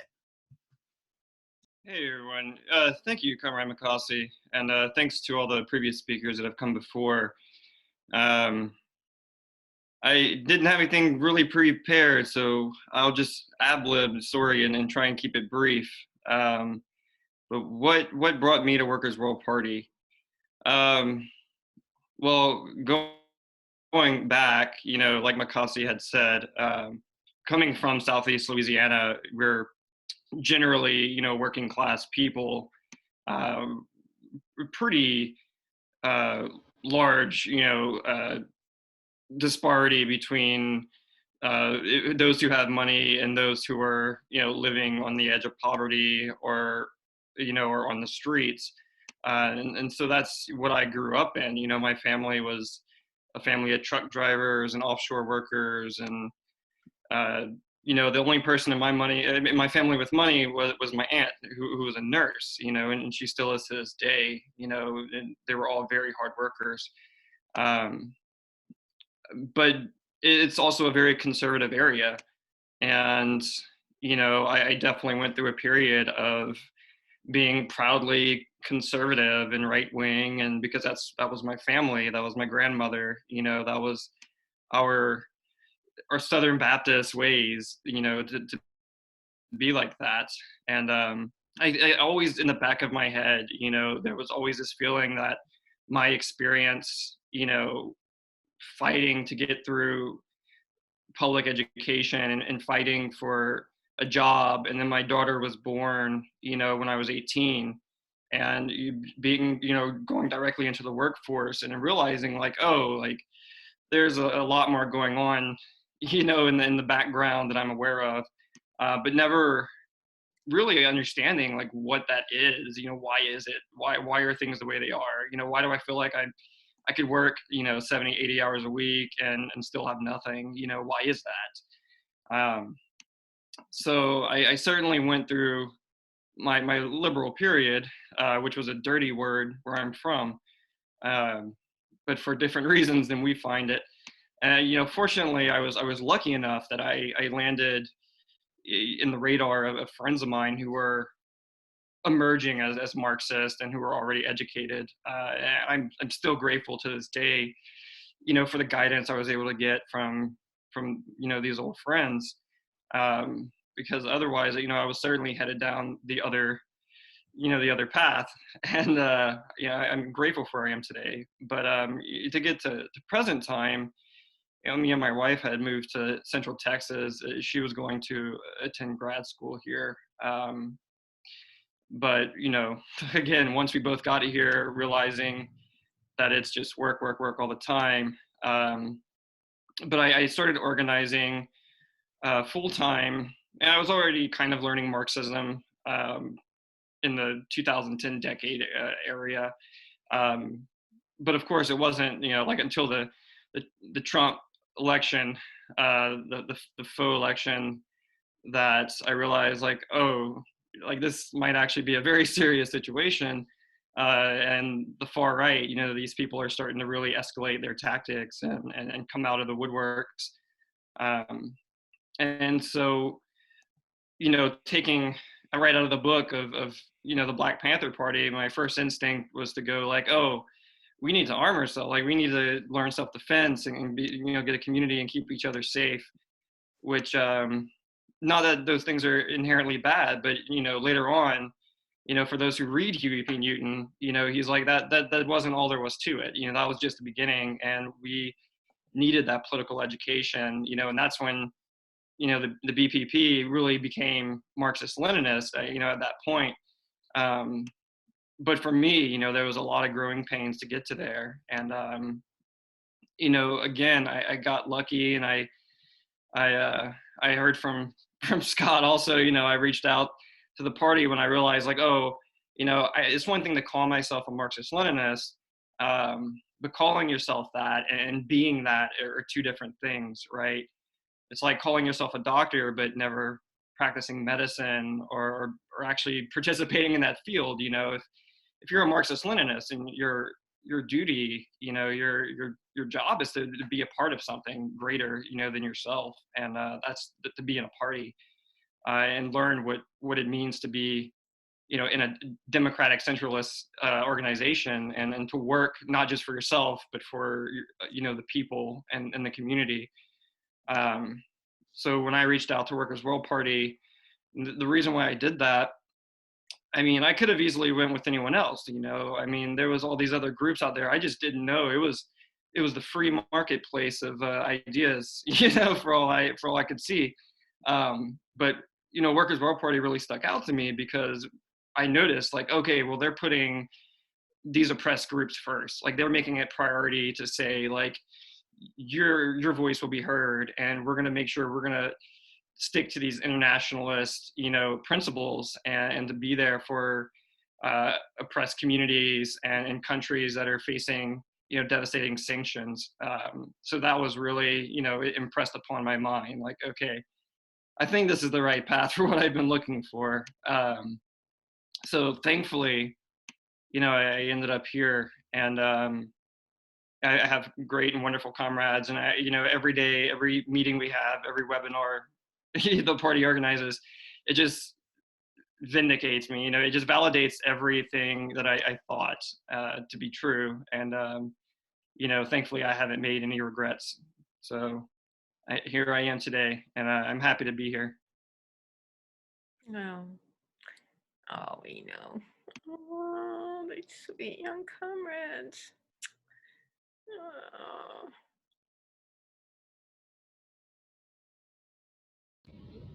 All right. Thank you, Eno. Now, our final speaker on why I joined Workers' World Party is someone that I have the privilege of knowing well. And she has always impressed me with her eagerness to learn more about Marxism, Leninism, and how to be a revolutionary. I'd like to introduce Ariel Robinson from Atlanta to all of you who are watching this webinar. Ariel. Hi, can you hear me? Yes. Okay, cool. Thank you all for having me on, and I'm really excited about this. And so, just right quick, I was introduced to Workers' World when I first moved to Atlanta from Derry, New Hampshire, after high school. And I was born and raised in New Hampshire, and being a Black woman, growing up in a predominantly white area, I guess is kind of inevitable that I'd be exposed to the deeply racist society that is inside this country. And so racism radicalized me, and since leaving New Hampshire, I was looking for an organization that would more adequately address the issue of race. And so I was introduced by a Black comrade to Workers' World, and upon joining, I found that I was able to really put radical language into not just my own experience, but to experiences of Black people in the US and around the globe, and not even just Black people, but all kinds of oppressed groups of people. And so I learned about the national question, and through the party, I was able to expand my visions and opinions on liberation, really understand that revolution isn't just a cute a cutesy buzzword. It's actually used to impact actual people's lives. And so through attending my first party conference last year, I learned further about the struggles that transgender people, disabled people, sex workers, women, and many more of the working and oppressed classes face. And so I learned that I didn't struggle alone. I didn't have to struggle alone. And so I joined the party. I'm still a candidate, and so I still decided to be a part of Workers' World because it taught me to put away individualism and realize that all of our struggles are interconnected and we need one another to survive. And so through Workers' World, I learned of revolutionary optimism, and I learned of and met countless freedom fighters inside the party and outside that inspire me and others when times tend to look bleak. And so the party has taught me that socialist revolution is possible, and that people can work together for the common good because humanity is not inherently selfish. And I've also learned that, yes, history is Marxist, and it is important to read and study to be able to make revolution possible. And so I enjoy looking through demonstration photos from the 1960s and 70s and 80s and more, because oftentimes there's a party sign there. And so I love seeing it because I think it shows the commitment that the party shows in support to the oppressed and working classes. And I'm honestly really glad to be alive today with some of those people from the 60s, 70s, and 80s, and even before then. And so I joined Workers' World because I believe that we can make those party slogans possible. And so, yeah, I'd love to be a part of building a workers' world. So, yeah, thank you.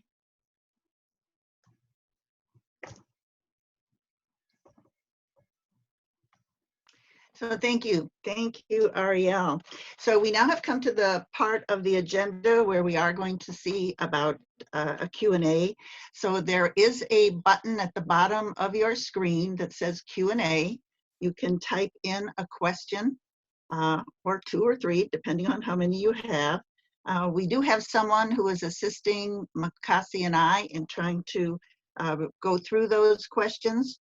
So we will open the floor now if there's someone who has a question, and we will ask our panelists if they can respond to it.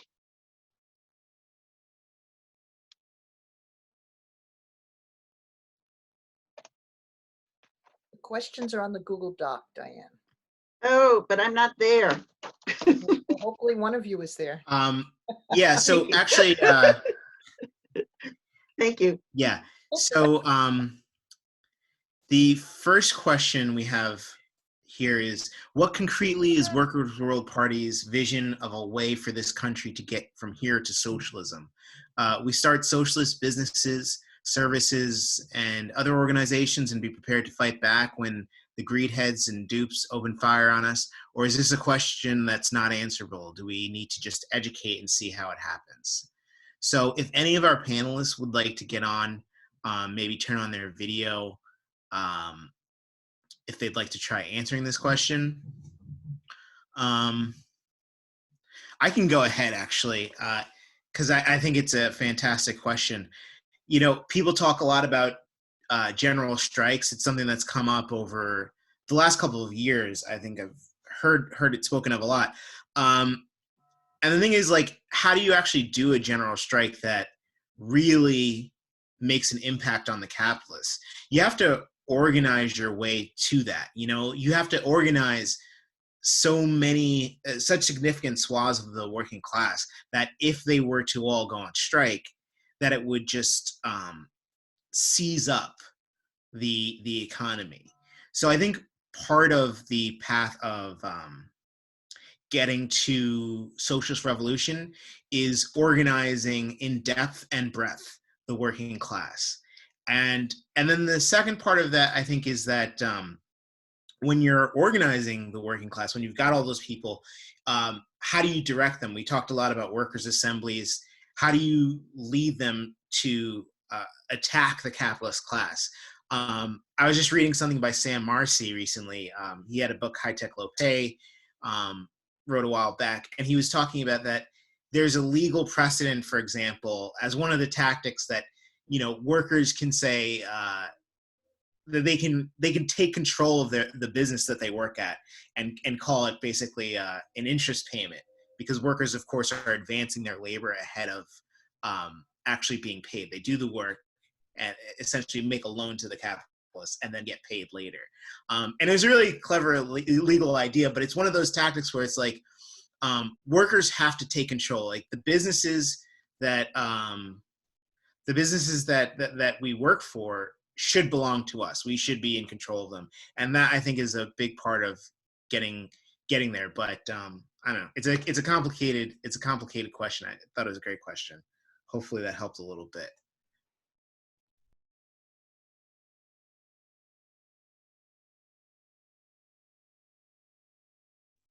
Cassie, I'm counting on you to see the questions because I'm not on the. No problem. So what I'm going to do is I'm going to go through some of the other questions, and we'll see if any of the panelists want to jump on and answer. You can just turn on your screen if you're interested in answering the question. So the second question I see here is that during this time, many companies will be declaring bankruptcy based on corporate bottom lines. They could be nationalized for little cost and kept profitable on the basis of a social bottom line. What is your opinion on nationalizing these companies? Okay, so would any of our panelists like to address that question?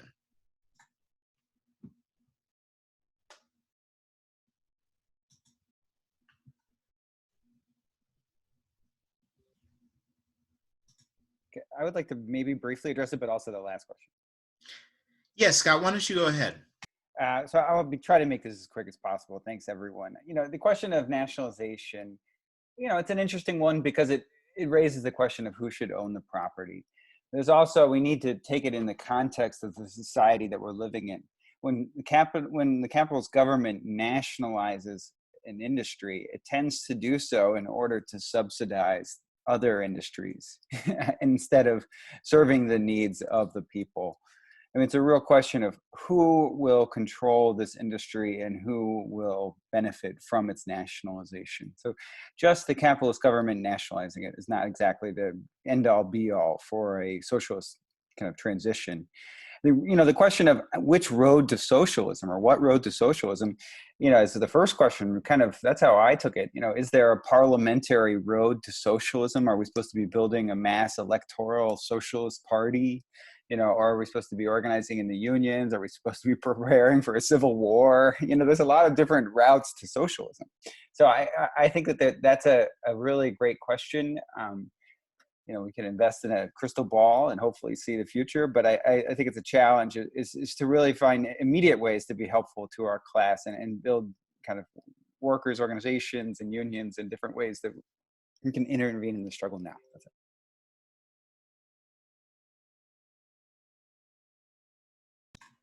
Thanks, Scott. So this question I'd like to address to Steve. If you want to get on, what is the relationship of Workers' World Party to organized labor, to the organized labor unions? What role should a revolutionary party play? So Stephen or any of our union members can jump on and provide an answer for that.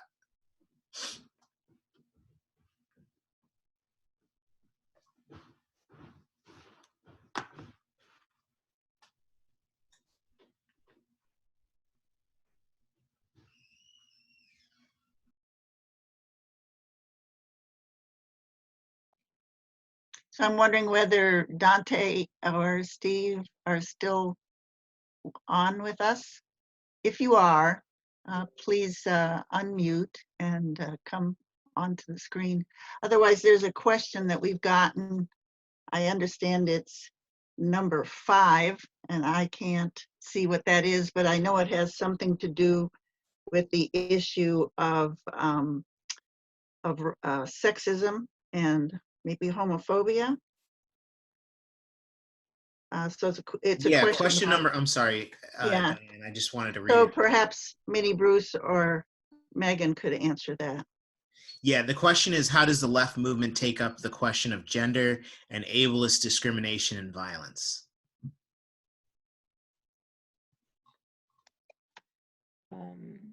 I've been told that Megan, maybe she had to go to work, isn't on. Yeah. Minnie Bruce, would you like to take that on? I am on. I've changed where I'm sitting, but I'm still the same person. So, well, the left is a big category, right? So I'll talk about what Workers' World Party, our position and our strategy for dealing with issues around gender and sexuality discrimination.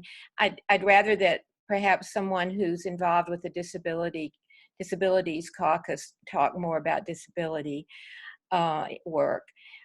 From the very beginning, the party has had a very strong position that is rooted in Engels' writings on the formation of the state and the status of women in the world, that traces the oppression of women all the way back to so-called prehistoric times, that is, history that began with class history. And before that, the fact that there was the commons, as Vincent has talked about, and there was common need for survival that brought about common cooperation in the original peoples of the world as we arose into our species. And that lasted for, tens of thousands of years until the rise of class society. So that is the foundation for the party's position.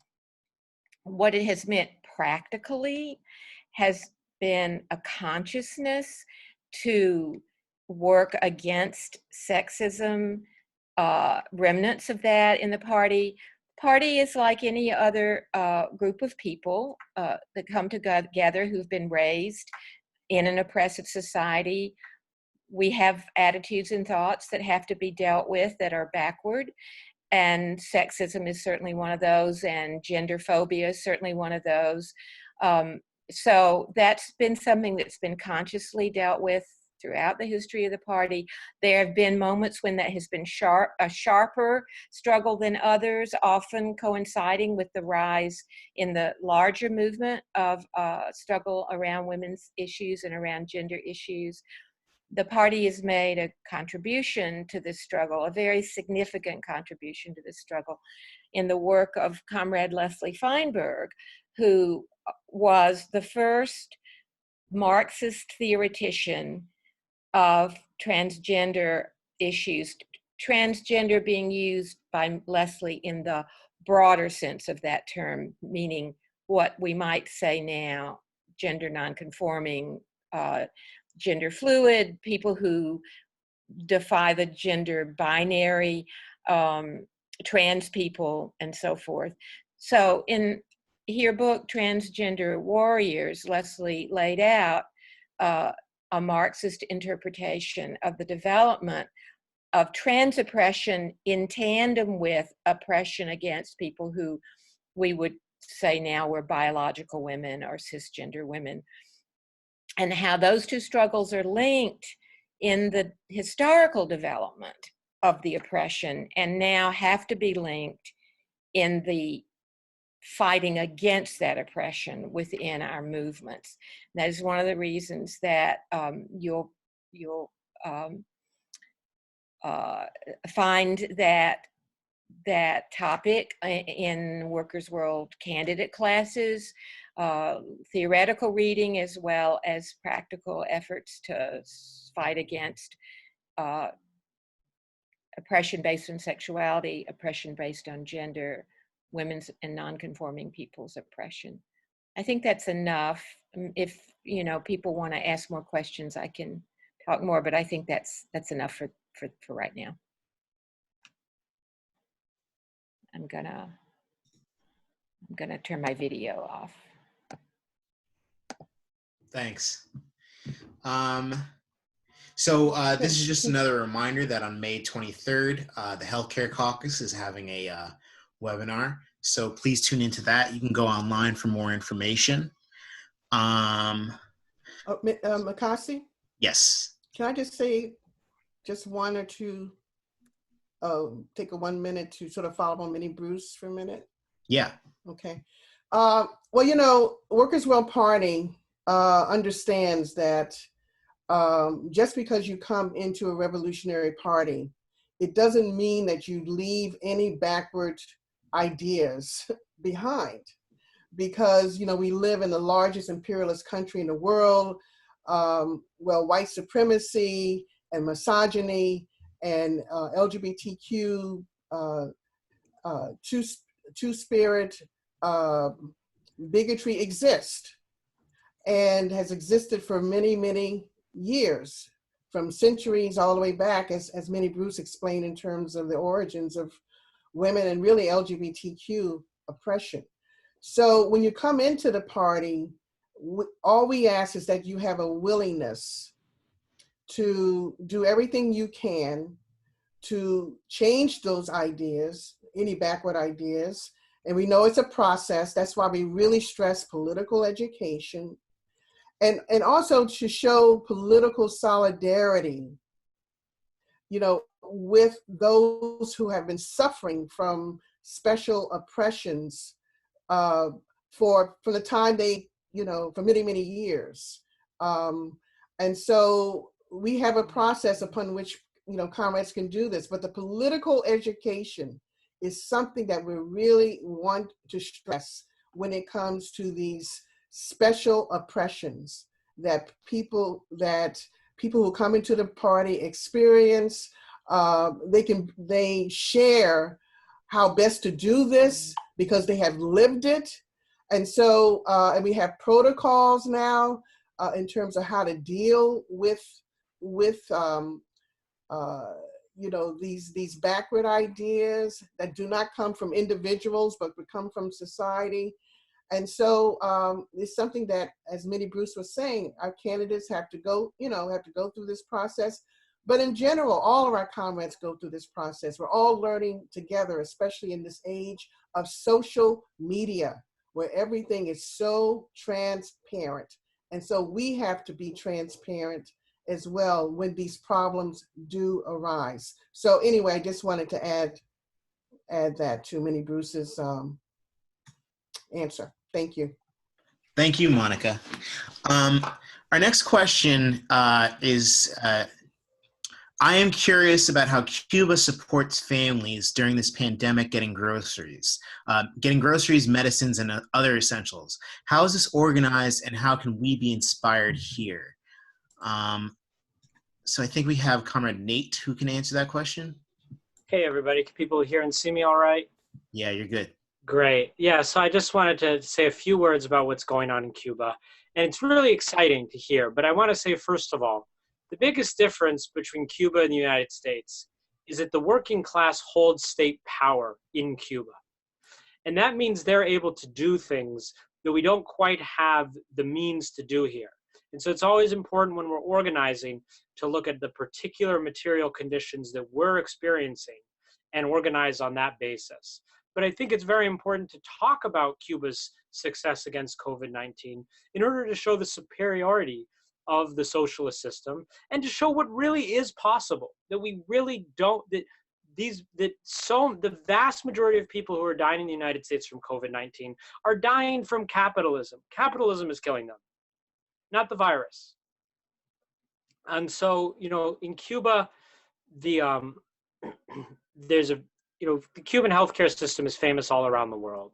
And so it's taken a lot of steps from the very beginning of the COVID-19 crisis to have really thorough monitoring of everybody flying into Cuba with temperature and other kinds of tests, and very thorough contact tracing, that when any sick person is found in Cuba, they and everyone they know and are in touch with can go to an isolation center where they'll be provided with antiviral or retroviral antiviral drugs, including interferon alpha 2b, a drug produced in Cuba and China that has shown significant impact on COVID-19, but is not available to us here in the United States due to the embargo against Cuba. And at those centers, many of which are converted hotels since the tourist industry has been shut down, people receive not only medical care, but food, education, everything they need to be safe. And since in Cuba, vast majority of people own their homes or they pay a maximum 10% of their income as rent, no one is worried about losing their home. No one is worried about being on the street starving. If there's a neighborhood with a lot of infections, that neighborhood is closed down. And again, because the working class has power, food, medicine, everything that's needed is brought in and provided to that neighborhood.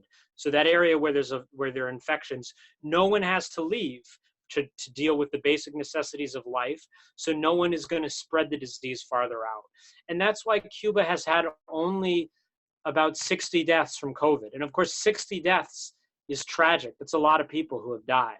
But when you compare that to the amount of death that we're hearing about in the United States, I mean, there's hundreds of people dying in New York City alone every day, or in European countries, all of which have means of production many times far more developed than Cuba.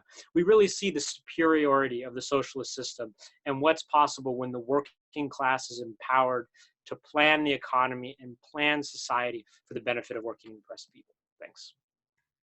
Thanks, Nate. That's really important to remember. I just wanted to briefly address a comment that said, what place does commitment to nonviolence have in socialist philosophy? I can answer that question with a question. What commitment to nonviolence do the capitalists have? What commitment to nonviolence do the police have? What commitment to nonviolence does the Pentagon have, or the U.S. Marines, or the U.S. Army? Our commitment to nonviolence matches the commitment to nonviolence of our oppressors. So hopefully that addresses that question. And our next speaker is Sharon Eolas. Sharon is a longtime organizer with Workers' World at the party's headquarters in New York City. She's organized the mailings of the print issues for our newspaper. She joined the party at its founding conference in Buffalo in 1959. And she's a retired nurse practitioner and ER nurse. Sharon, why don't you go ahead?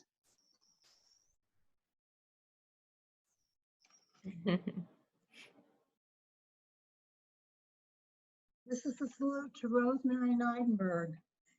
Rosie Neidenberg was 99 when she died on March 29th. Rosie was a founding member of the party and devoted her life to the fight for revolution against racism and all forms of bigotry. She did prep work on the Workers' Weekly paper mailing for many years.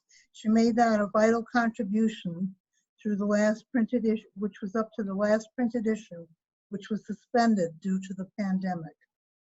Rosie was born on International Women's Day, a long time ago, 1921. At age 7, she got polio, and it took many months for her to recover. Thereafter, she had difficulty walking. In her early 20s, she began work at the Buffalo Public Library, where she met Vince and Libby Copeland, members of the Socialist Workers' Party. Vinnie later became the first editor of Workers' World newspaper.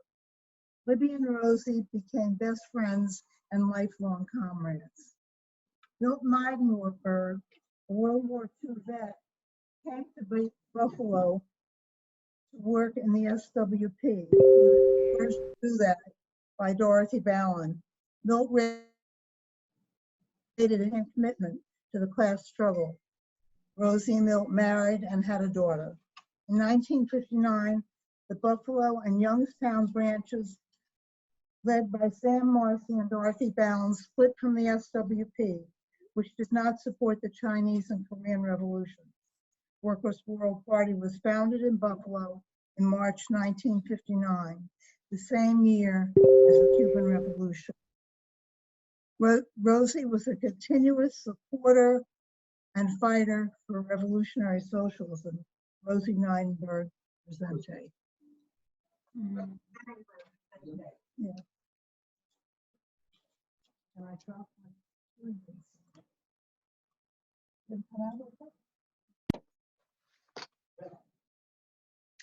So thank you very much for those who are listening who maybe can't comprehend that at 99, you would still be an avid advocate for revolution.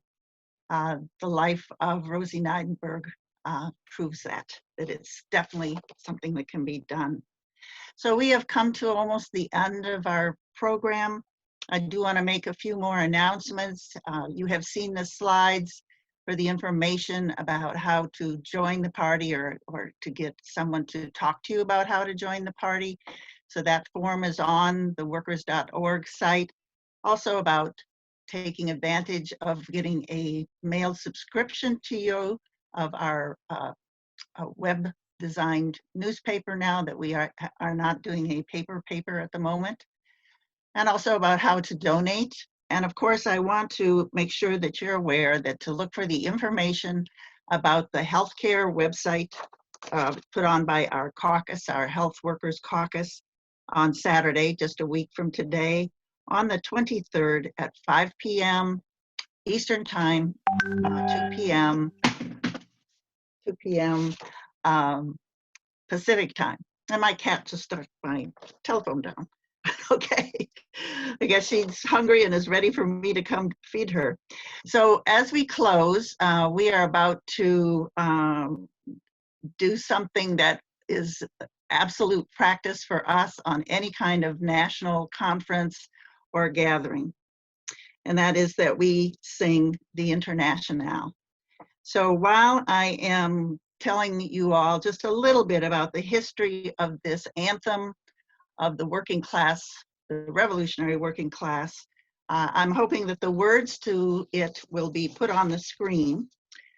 So the author of the words of the Internationale was a French worker named Eugène Potier, who participated in the historic Paris Commune that created the reality of a worker state before being crushed by the combined might of the bourgeoisie. Shortly after successfully evading the murderous class enemy and fleeing from Paris, in 1871, he penned the defiant verses that are sung in countless languages. The original words have been adjusted by contemporary conditions and translation, but it continues to reflect the goal of working and oppressed peoples globally to unite and defeat the ruling class masters and bring a better world into earth. As I mentioned, along with many other socialist, communist, and anarchist organizations, Workers' World Party always closes our national conferences and gatherings with the Internationale.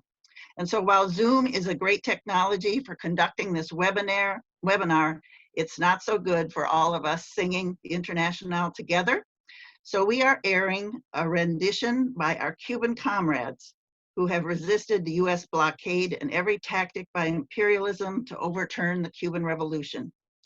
So we encourage you, if you are at home, to sing along, but mostly you will be absolutely inspired and stirred by this video we are about to watch and the singing of the Internationale by thousands and thousands of Cuban workers.